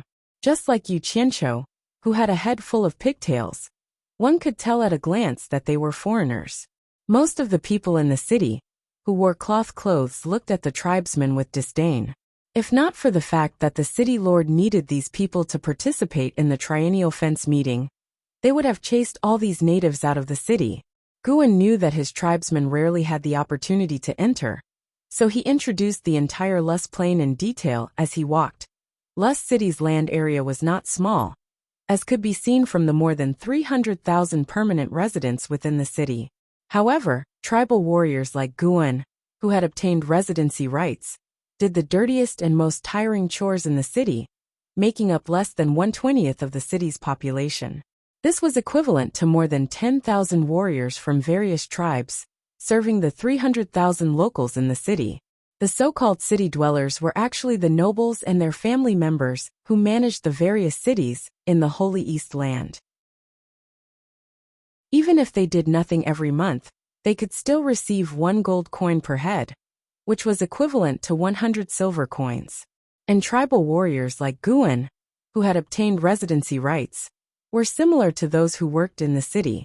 However, even if they worked themselves to death, they would only be able to earn 50 silver coins a month at most. Most of them would only earn around 20 silver coins a month, but relatively speaking, it was still much better than hunting in the tribe. However, due to the high cost of living in the city, the warriors of each tribe only had a few silver coins left after filling their stomachs. In fact, their lives were far from being as comfortable as they were in the tribe. As long as they could hunt enough prey in the tribe, their lives were still relatively comfortable. In short, their lives were much worse than when they were in the tribe. However, the tribesmen needed them to stay in the city, because salt could only be bought in the city. Usually, the tribesmen were not allowed to enter the city. Even if there was extra game to sell, they could only rely on the tribesmen, who were struggling in the city, to do it. Yu Qianqiu felt that the immortals' rule and management of the city, and beyond, were a little ridiculous. Because the entire continent was sealed by the heaven and earth Qingquan formation, ordinary people couldn't get their hands on salt. After all, people couldn't live without salt, and the immortals relied on salt to rule and manage the entire continent. These so-called city dwellers actually lived in a huge cage. From birth to death, almost no one could take a step out of the city.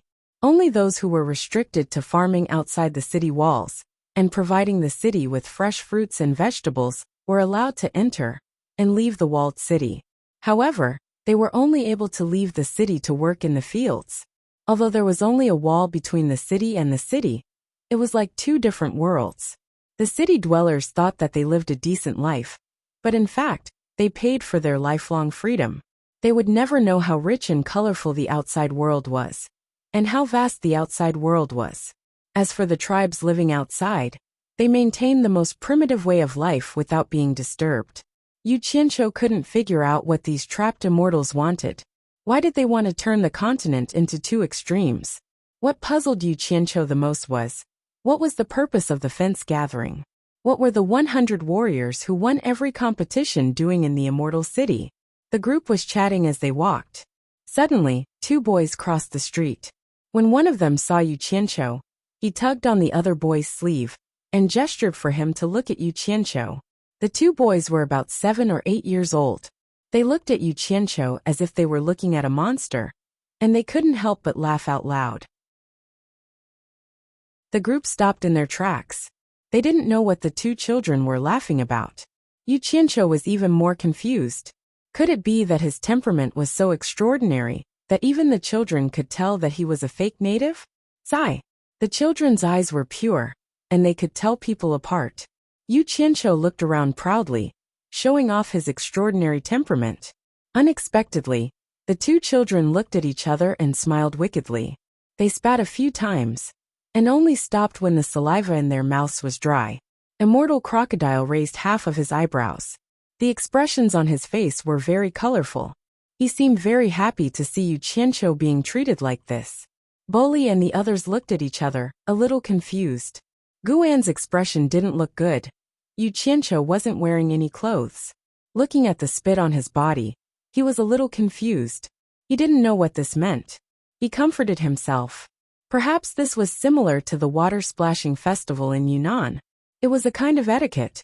It meant that I was very popular with children. I'll endure it.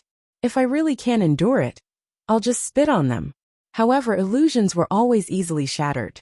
The ridicule of the passers-by made Yu Qianqiu feel that something was wrong. Yu Qianqiu pulled a long face and asked, "Little brat, why did you spit on me?" One of the children put his hands on his waist and pointed at Yu Qianqiu. He said disdainfully, "You're so small, and yet you came to participate in the fence meeting. Aren't you afraid of embarrassing yourself? Damn native, scram back to where you came from." Am I small? Yu Qianqiu asked himself. His height was not bad, but when he looked back at Boli and the others, he immediately understood. His height was not bad outside, but compared to the warriors of various tribes who were more than 2 meters tall, he was indeed thin and short. Son of AB *TCH. You think that I'm easy to bully because I'm small. How dare you spit on me? Yu Qianqiu's face completely darkened. Who knew that he wasn't the only one being bullied by these two children? The other child ran in front of Guan and pointed at his braided hair. He said, "You're obviously a poor and dirty native, but you still want to learn to wear our clothes. Scram out of Lust City. Tui tui." He started to spit on Guan again. Obviously, the miserable Guan was despised by the little boy because he wore cloth clothes and had braided hair. But even so, Guan's face was livid. He didn't dare to flare up because he couldn't afford to offend the natives in the city. When the child facing Yu Qianqiu saw that his companion was spitting to his heart's content, he immediately wanted to compete with him.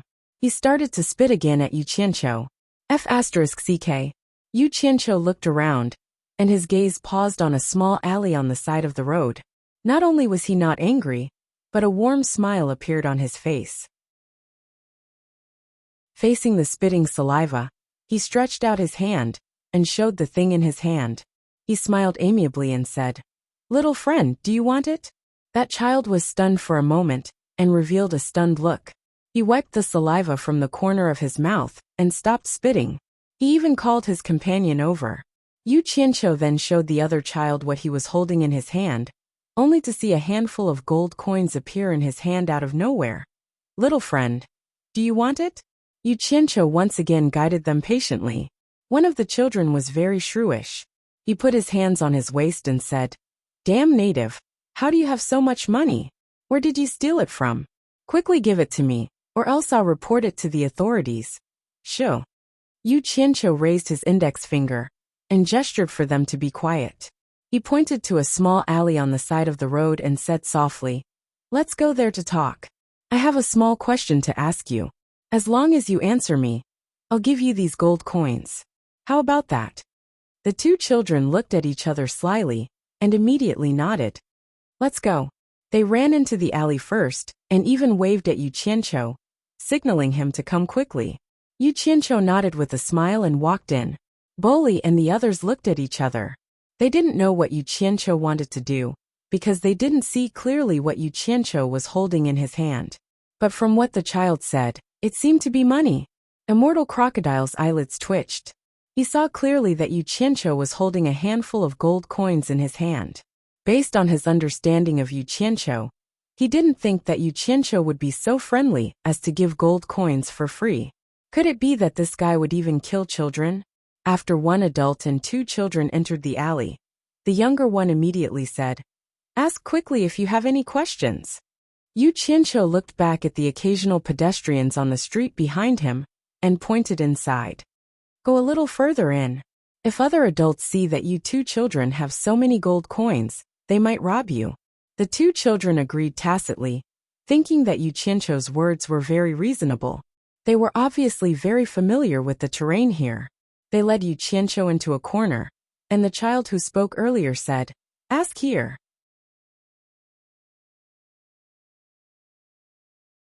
Chapter 750. Yu Qianqiu looked around and found that it was a dead end with no one around. He raised his eyebrows and rubbed his chin. He stared at the two children and muttered, "I don't know which family these children belong to, but they are so uneducated. Since your parents treat you like treasures and don't want to educate you properly, then you should be prepared to make others unhappy and teach you a lesson. I won't stand on ceremony. I hope I can teach you a lesson in one go." He swung both of his arms and slapped out with both hands. "Papa!" The two children, who hadn't reacted in time, blacked out and fainted on the ground. Half of their faces were swollen. Obviously, someone didn't go easy on them. Shame. The dignified torturer of the Phantom region was actually forced to kidnap children and use underhanded methods in the alley. It was really a shame. Yu Qianqiu stared at the two children who had fainted on the ground and shook his head. He coughed and walked out of the alley with a serious face.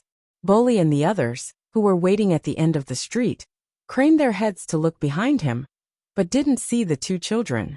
Boli couldn't help but ask, "Where are those two despicable children?" Yu Qianqiu subconsciously dug his ears, then waved his hand disapprovingly and said, "Under my influence, they realized their mistakes and went home. Let's go. Don't worry about them, they are just ignorant children. There's no need to fuss over them."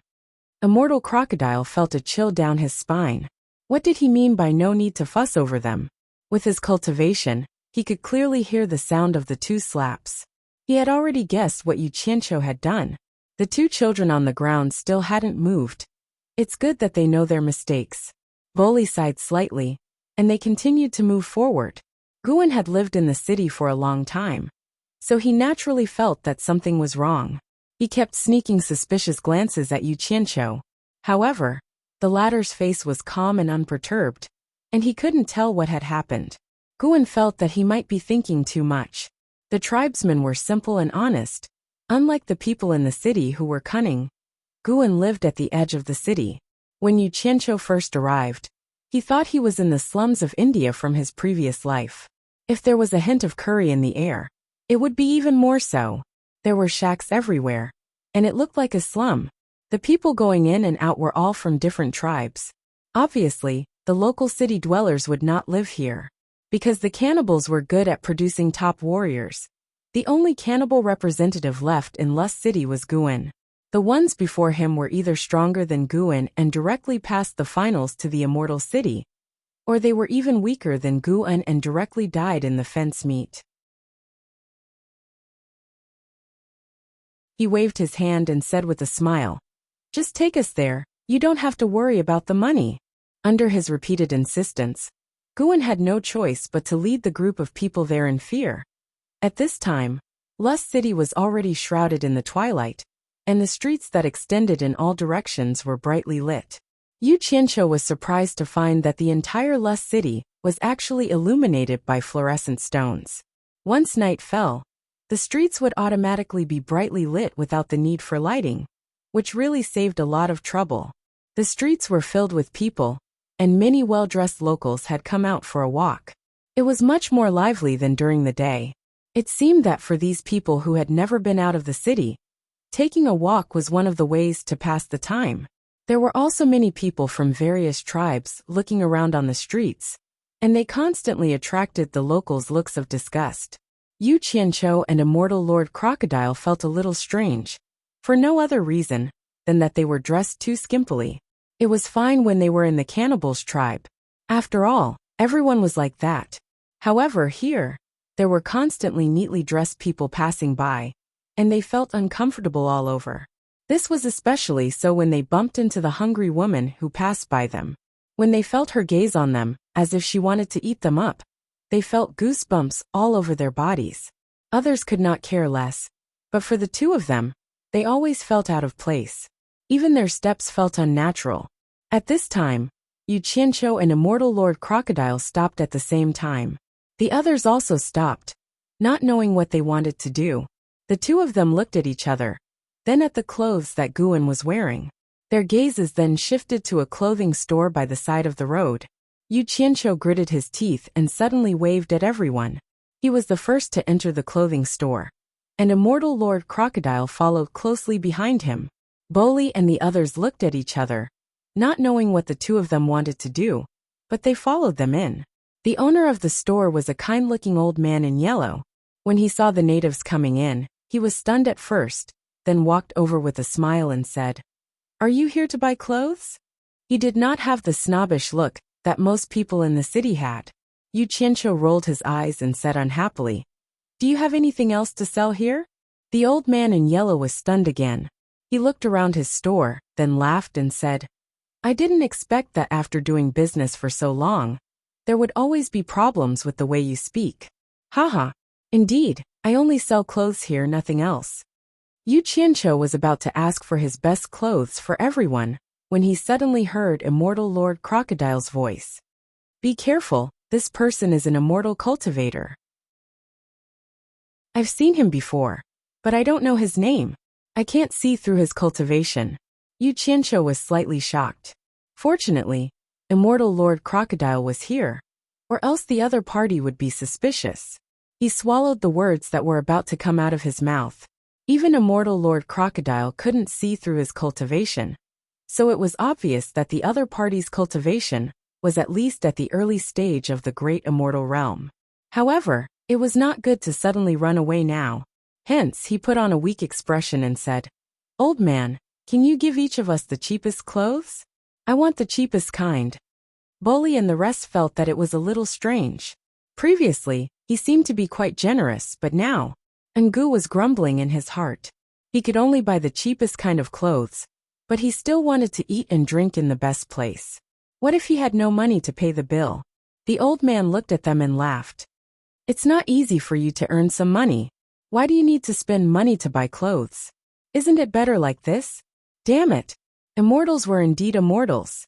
He even rejected business that came knocking on his door. Yu Qianqiu coughed and sighed. "Old man, you might not know this, but the people in the city look down on us if we don't wear clothes." The old man smiled noncommittally. His eyes flickered.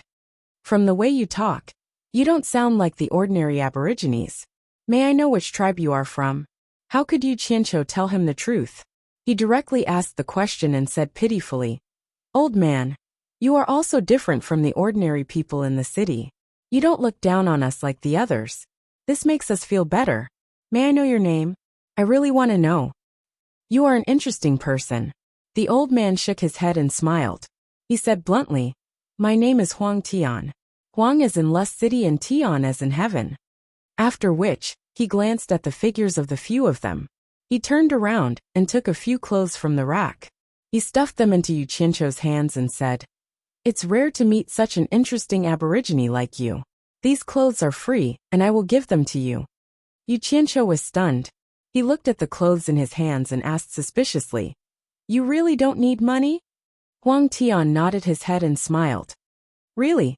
Thank you, old man." Yu Qianqiu nodded his head and bowed his head to bid farewell, after which he walked out with the rest of them. It seemed that he was worried that the old man would change his mind. The old man smiled and waved his hand to send them off. Chapter 751. Old Monster, I've already found out his name for you. Who is this Huang Tian? He's actually hiding here to act cool. As they walked on the street, Yu Qianqiu transmitted his voice and kept looking back. Immortal Lord Crocodile replied disapprovingly, I've never heard of this person. Maybe he was a nobody in the celestial world back then. I only met him by chance. Otherwise, if he was really a famous person in the celestial world, there's no way I wouldn't know who he is. Yu Qianqiu thought about it and agreed. They passed by an alley and pulled everyone inside to change clothes. When they came out again, they all looked like humans, except for their hairstyles. It was the first time Bolly and the others had worn such clothes, and they felt a little uncomfortable, pulling and tugging at their clothes from time to time. As for Yu Qianqiu and Immortal Lord Crocodile, they felt much better with clothes to cover their bodies. A luxuriously decorated and brightly lit ancient building stood on the side of the street. It was obviously of a higher grade than the surrounding buildings. This building was called Heavenly Fragrance Restaurant, and the fluorescent stone signboard said that it was the destination of this trip. After Guan led everyone to the opposite side of Heavenly Fragrance Restaurant, he stopped and looked at Yu Qianqiu with anxiety written all over his face. Obviously, he doubted Yu Qianqiu's financial ability. Before entering Heavenly Fragrance Restaurant, the tempting aroma of food assaulted their nostrils. Yu Qianqiu took a deep breath and rubbed his hands excitedly. Eating, drinking, and playing are the four joys of life, and eating ranks first. Everyone, eat to your heart's content today. With a wave of his hand, he looked like a Japanese soldier sweeping through a village. Immortal Lord Crocodile immediately laughed coldly and dampened his mood. Are you sure you want to eat here? Why not? Yu Qianqiu replied subconsciously, but when he saw the sneer on Immortal Lord Crocodile's face, he immediately understood the meaning behind his words. The lesson from the boutique was still fresh in his mind, and Heavenly Fragrance Restaurant was even more crowded. Don't think that people wouldn't know you're a native just because you changed your clothes, with a super cool hairstyle on your head. With the 7 natives spending here, it would be hard for them not to attract attention. The fragrance that wafted out from the Heavenly Fragrance Restaurant was obviously delicious. However, it was not convenient for him to go in and have a good meal. This was one of the greatest regrets of his life. Yu Qianqiu scratched his head, and the word waste was written all over his face. After smelling the fragrance, Bolly and the others swallowed their saliva unabashedly. Guan, on the other hand, said weakly, Why don't we just forget it? I can still fill my stomach if I go to a cheaper place. He was still thinking about Yu Qianqiu, thinking that Yu Qianqiu did not have enough money. Little did he know that money was not a problem, but a problem of courage. Immortal Lord Crocodile squinted at Yu Qianqiu, his face full of mockery. Suddenly his expression froze. He saw Yu Qianqiu's eyes shining, so he followed his gaze and saw that Yu Qianqiu was looking at the customers going in and out of the Heavenly Fragrance Restaurant. Immortal Lord Crocodile did not see anything, and was about to ask him what he was looking at when he saw Yu Qianqiu laughing sinisterly. Wait for me here, I'll be right back. After saying that, he ran away. The few of them looked at each other, not knowing what he was up to. Just as Bolly and the others were waiting until their stomachs were growling, Immortal Lord Crocodile, who was looking around, suddenly paused. Someone sent a voice transmission to him. Old monster over here. Bring them over. Tilting his head to look, he saw Yu Qianqiu sneakily stretching his head out from the alley across the street, waving at him. He's over there, let's go over. Immortal Lord Crocodile called out to the few of them. When they saw Yu Qianqiu hiding in the alley, they were a little confused and walked over. After entering the alley, they found Yu Qianqiu standing in the shadows with his hands behind his back, smiling lewdly at them. What are you trying to do, kid? Immortal Lord Crocodile frowned. Yu Qianqiu cackled twice and took out his hands from behind his back. They saw that he was holding a few hats. He said proudly, It's very simple. How could it be a problem for me? Everyone, just put on your hats and keep your hair in. As he spoke, he handed out hats to everyone. The few of them held a hat in a daze. Bully and the others did not know why they had to wear hats. Immortal Lord Crocodile was simply impressed by Yu Qianqiu's appearance. It seemed that this guy had gone to get hats just now. They did not know if he had bought them or stolen them. The hat in his hand looked a little old from the looks of it. If you want to have a good meal at Heavenly Fragrance Restaurant, quickly put it on. As he spoke, Yu Qianqiu had already put on the hat. As he stuffed his braids, he asked Immortal Lord Crocodile, "Dainyu, help me see if I've stuffed it in. Why are you all in a daze? Quickly put it on. What are you waiting for? Don't you want to eat?"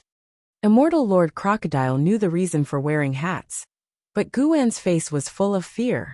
He thought of the terrible consequences of changing his appearance and eating without paying. Bully and the others could not figure out what eating had to do with wearing hats.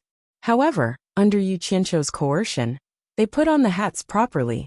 TSK, this is a good idea. We can use it more in the future.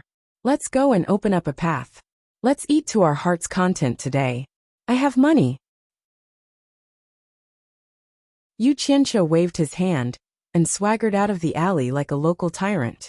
Immortal Lord Crocodile looked at the swaggering Yu Qianqiu and shook his head with a wry smile. He did not know whether to laugh or cry.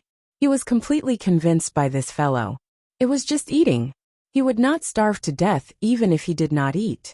Why did he have to put in so much effort? He was really unscrupulous to achieve his goals. The Heavenly Fragrant Restaurant was beautifully decorated and luxurious. The two ushers at the door led the 7 honored guests in a single file.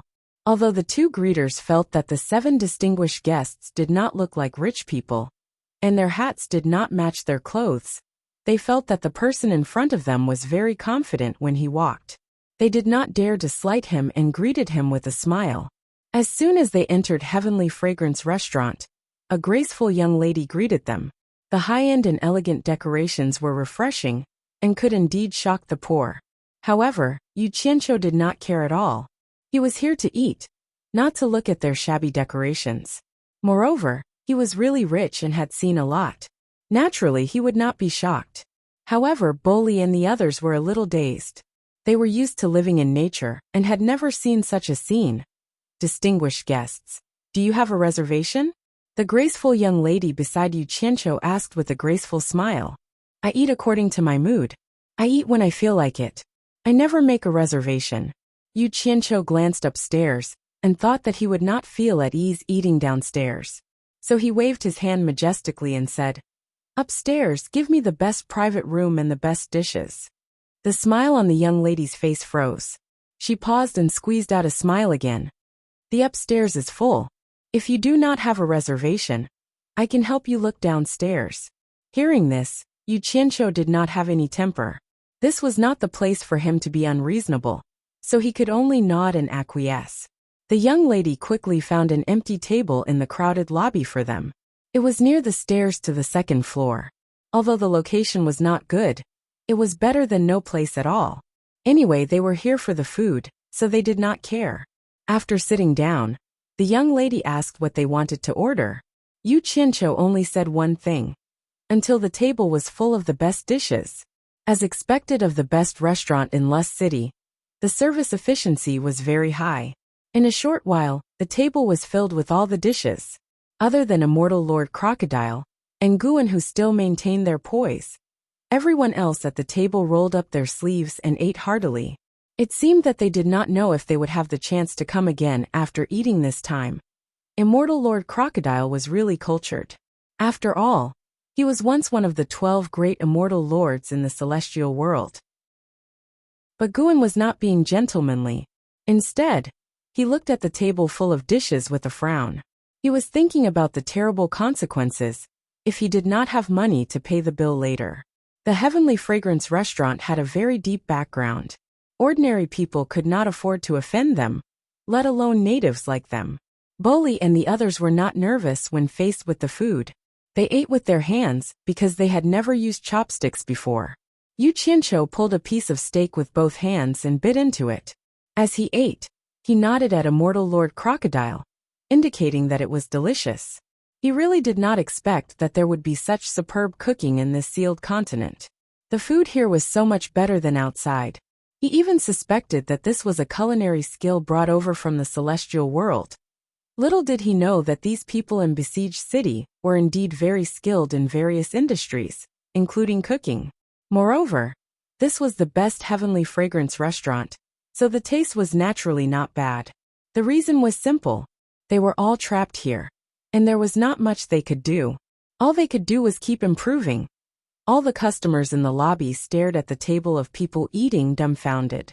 They had never seen such a noble customer in such a high-class place like the Heavenly Fragrance Restaurant. "Uncle, you must help us catch him. Uncle, that person is very easy to recognize. He is a skinny and short aboriginal, different from the other aborigines in the city. Don't worry, since he is such an obvious aboriginal, Uncle will definitely help you catch him." The two people who called him Uncle earlier were obviously children's voices, and the deep and loud voice behind them was obviously an adult's.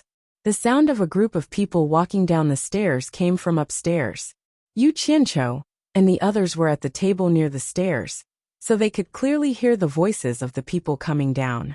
Yu Qianqiu, who was biting into his steak, suddenly felt that the voices of the two children were a little familiar. He could not help but look up. He saw a burly middle-aged man in armor, holding a child in each hand as he walked down the stairs. Behind him were 6 soldiers in the same armor, each with a sword at their waist. As for the two children, they were strange. One of their faces was swollen, and one of their eyes was so swollen that they could not open them. They only had one eye left to look downstairs. The two individuals' single eyes suddenly froze at the same time. Their gazes collided with Yu Qianqiu's, unable to separate. Yu Qianqiu was speechless, and he cursed in his heart. He could only blame himself for being soft-hearted. If he had known earlier, he would have killed these 2 unlucky children. These 2 children were none other than the 2 bad children, whom he had abducted and slapped unconscious in the alley earlier in the day. He did not expect to meet them here. Immortal Crocodile's gaze paused on the 2 children's swollen faces. He then supported his head with one hand and rubbed his temples with his fingers. He sighed in his heart. What a talent!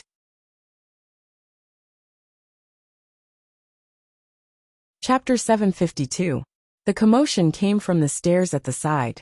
Bully and the others were not blockheads, so they naturally took a look. When they saw the 2 pig-headed children, they felt that they were familiar, but they didn't think of the 2 hateful children during the day.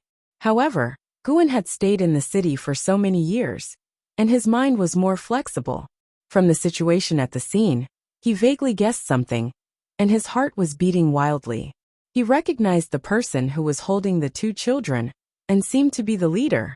It was Shang Huan, one of the 4 commanders of the city guards. The result was as bad as the people who knew what was going on expected. The 2 children almost simultaneously pointed at Yu Qianqiu, who was holding a steak, and screamed, "It's him, Uncle! It's him who hit us!" Shang Huan's sharp gaze suddenly stared at Yu Qianqiu. He had already noticed some clues from the skin color of these people, so he sneered and said, "What a group of sinister and cunning natives. They actually know how to disguise themselves. It's obvious that they're people with ulterior motives. Capture all of them." As soon as he gave the order, the 6 soldiers behind him immediately jumped down from the stairs and unsheathed their swords, surrounding the 7 natives in disguise.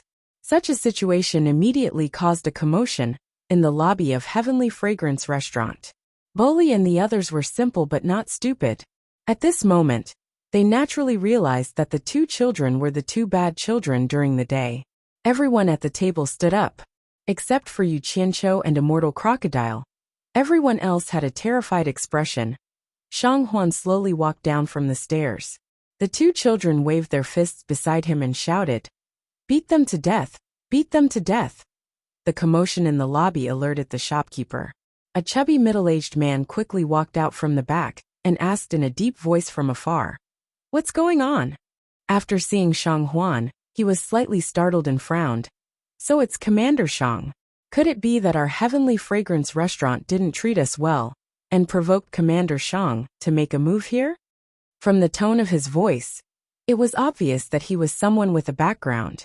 Shang Huan glanced at him and slowly walked to Yu Qianqiu, pulling off Yu Qianqiu's hat. The braids on his head immediately exposed Yu Qianqiu's identity as a native. Shang Huan casually threw away his hat and fiercely elbowed Yu Qianqiu's chest. Although a mere mortal commander had some skills, it was not enough to injure Yu Qianqiu. However, it was enough to make Yu Qianqiu furious, but he forced himself to hold it in. He even pretended to groan and stagger, holding the table behind him. At this time, Shang Huan turned to the fat shopkeeper and said, "Shopkeeper is worrying too much. It's not that I want to cause trouble, but I just happened to find a group of natives who committed a crime in the city during the day, and I'm about to arrest them." As he spoke, he gave his subordinates a look, and the 6 subordinates quickly pulled off the hats of Boli and the others. The 7 native braids were exposed, and the lobby was filled with an uproar. The fat shopkeeper was slightly startled. Obviously, he didn't expect that there would be natives disguising themselves and eating in Heavenly Fragrance restaurant. He paused and said, "Commander Shang, I don't care who they are, but the rule of my Heavenly Fragrance restaurant is that anyone who comes here is a guest.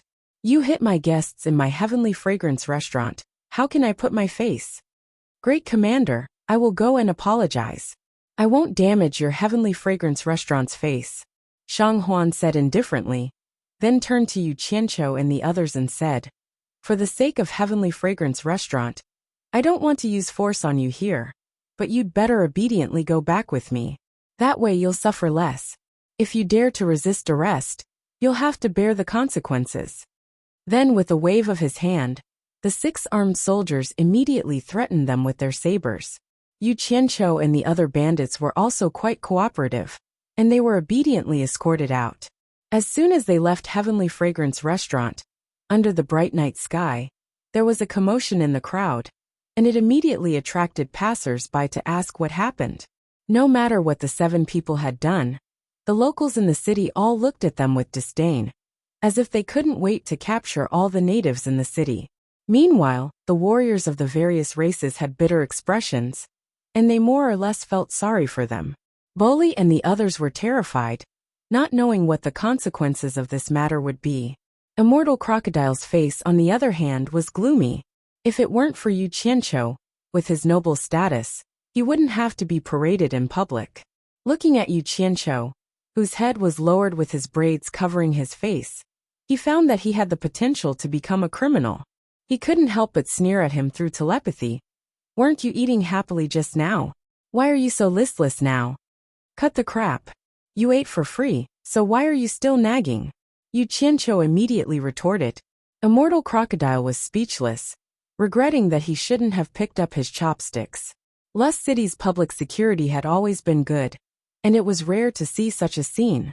It was a night that had lost its passion day after day, but suddenly, because of the arrest of the 7 people, a large number of people pointed at them, as if they were watching a show.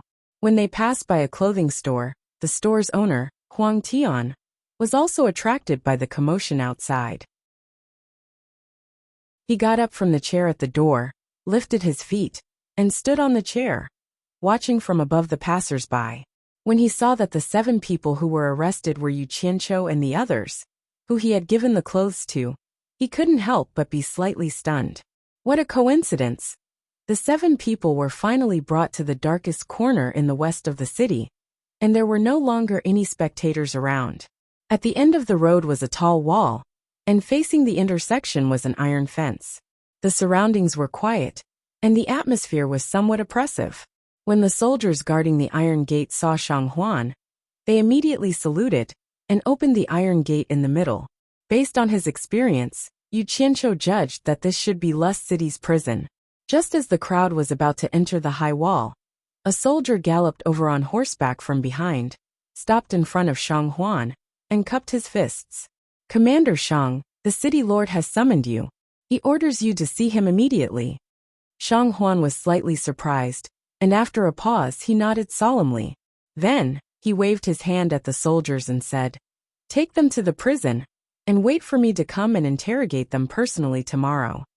The group obeyed. and the soldiers jumped down to invite him onto the horse. Shang Huan jumped onto the horse, turned around and galloped away. Immortal Lord Crocodile looked at Yu Qianqiu meaningfully, because just when Shang Huan turned around, he saw with his own eyes Yu Qianqiu cut his fingertip and flicked a small drop of blood onto Shang Huan's back. He didn't know what trick this guy was playing. As soon as the 7 people entered the wall, they were immediately taken to the dungeon. After passing through a dark and damp tunnel, they were all chased into a dark underground stone room. The iron gate behind them clanked, and even the dim light in the tunnel disappeared. Now they really couldn't see their own fingers in front of them. The underground stone room had a moldy smell, and they didn't know how long it had been since someone had been locked up. Bolly and the others couldn't see their surroundings clearly, and squeezed together in fear. They wanted to cry, but no tears came out. They had never experienced what it was like to be in prison. "Are you satisfied now?" Immortal Lord Crocodile's voice echoed in the stone room. "Of course. Guan's place is too small, and I was worried about not having a place to stay at night. Sigh. I can eat and sleep for free, and live a good life." Yu Qianqiu chuckled. Although the stone room was dark, with their cultivation, they had no problem seeing each other clearly within a short distance. His teasing laughter made Bolly and the others, who had been trembling with fear, relax a little. Bolly blankly looked around in the darkness and asked, "Yu Qianqiu, you hit? Can we still go out? Won't it implicate our people?" "Don't worry. It's okay, we'll be fine, and they'll let us go." Yu Qianqiu comforted him. These words made Bolly and the others feel more at ease, but Guan's face was bitter. He knew that it wouldn't be that simple. The stone room was empty, and the ground was damp. There wasn't even a place to sit. The others didn't see it, but Immortal Lord Crocodile did. Yu Qianqiu took out a large pile of dried straw and laid it on the ground. He then lay down and said to Bolly and the others, who didn't dare to move, with a smile, "Bolly, don't be nervous. Just walk forward. There's a place for you to sit." Bolly and the others had also heard the sound of him tossing the straw. They walked forward slowly, and when their feet touched the straw, they slowly squatted down and tried to feel it with their hands before sitting down. Once they sat down firmly, they felt more at ease. Immortal Lord Crocodile was stunned and speechless for a while. He then walked to Yu Qianqiu and sat down beside him. He transmitted his voice suspiciously. "You brat, you still have straw with you?" He couldn't believe that someone would actually have straw in their storage bag. It was simply unimaginable. "You don't understand. This is called being prepared." Yu Qianqiu rested his head on his arms and crossed his legs, looking relaxed. In fact, these straws were casually gathered from the farmland in Utopia. "What are you trying to do, brat?" Immortal Lord Crocodile asked. He didn't think that this fellow was someone who would obediently surrender. Sure enough, Yu Qianqiu sneered and replied, "You dare to hit me? Wait and see." This was destined to be a sleepless night for the few of them. Although no one spoke, no one could fall asleep. It was late at night, and it was quiet outside. Only the sound of a few people tossing and turning on the straw could be heard. Yu Qianqiu quietly got up and placed a few silver balls on the ground. Then, he waved goodbye to Immortal Lord Crocodile, who was staring at him with wide eyes, and instantly disappeared. When he reappeared, Yu Qianqiu was dressed in black and his face was covered. He didn't know where he was. Under the hazy moonlight, he only knew that he was in a garden, surrounded by pavilions that were low-key and luxurious. It was obviously not the residence of an ordinary person. He guessed that this should be Commander Shang's home. The reason why he stayed up until midnight was to wait for the commander to return home to teach him a lesson. He didn't hit him for nothing. Yu Qianqiu hid in a patch of flowers and secretly poked his head out to look around. He happened to see a person walking out of a pavilion not far away. It was none other than Commander Shang.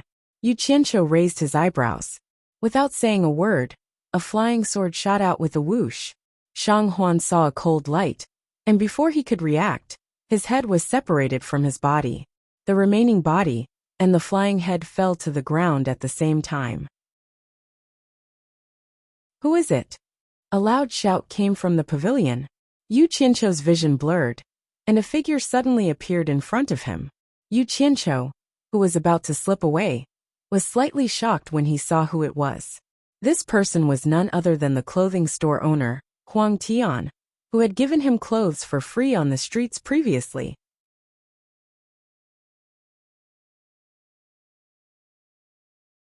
Chapter 753. It's you. Huang Tian slowly raised a black cloth in his hand and sneered. I've always felt there was something wrong with a native like you. So you're a cultivator. Damn.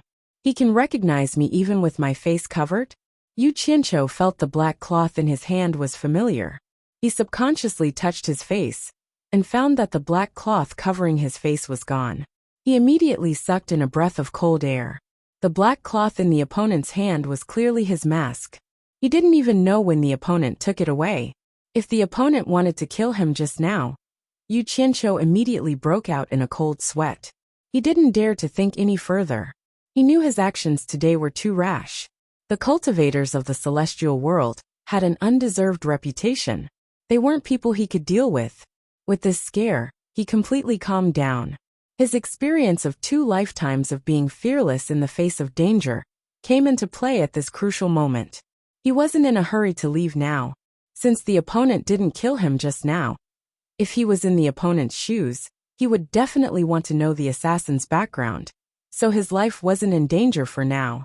Also, since he had already revealed his face, if he ran away, he wouldn't be able to establish himself in Lust Soil City.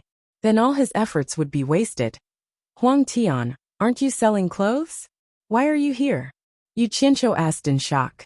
Just as he finished speaking, there were already many footsteps running over, clearly attracted by the commotion here. Huang Tian's gaze flickered as he stared at Yu Qianqiu. He suddenly shouted, "All of you back down." His voice shook the surroundings. People immediately replied, "Yes, City Lord." The dense footsteps retreated. "City Lord." Yu Qianqiu's pupils shrank and his gaze turned cold. "Your Lust Soil City Lord?" Although it was an unintentional question, it was no different from asking the obvious. Huang Tian glanced at Shang Huan's corpse on the ground and let go of the black cloth in his hand. He said expressionlessly, "You're not a tribe native, nor a celestial cultivator, but a human cultivator. Just who are you?" Yu Qianqiu immediately gave him a thumbs up. City Lord Huang has good eyesight. "That's right, I'm a human cultivator."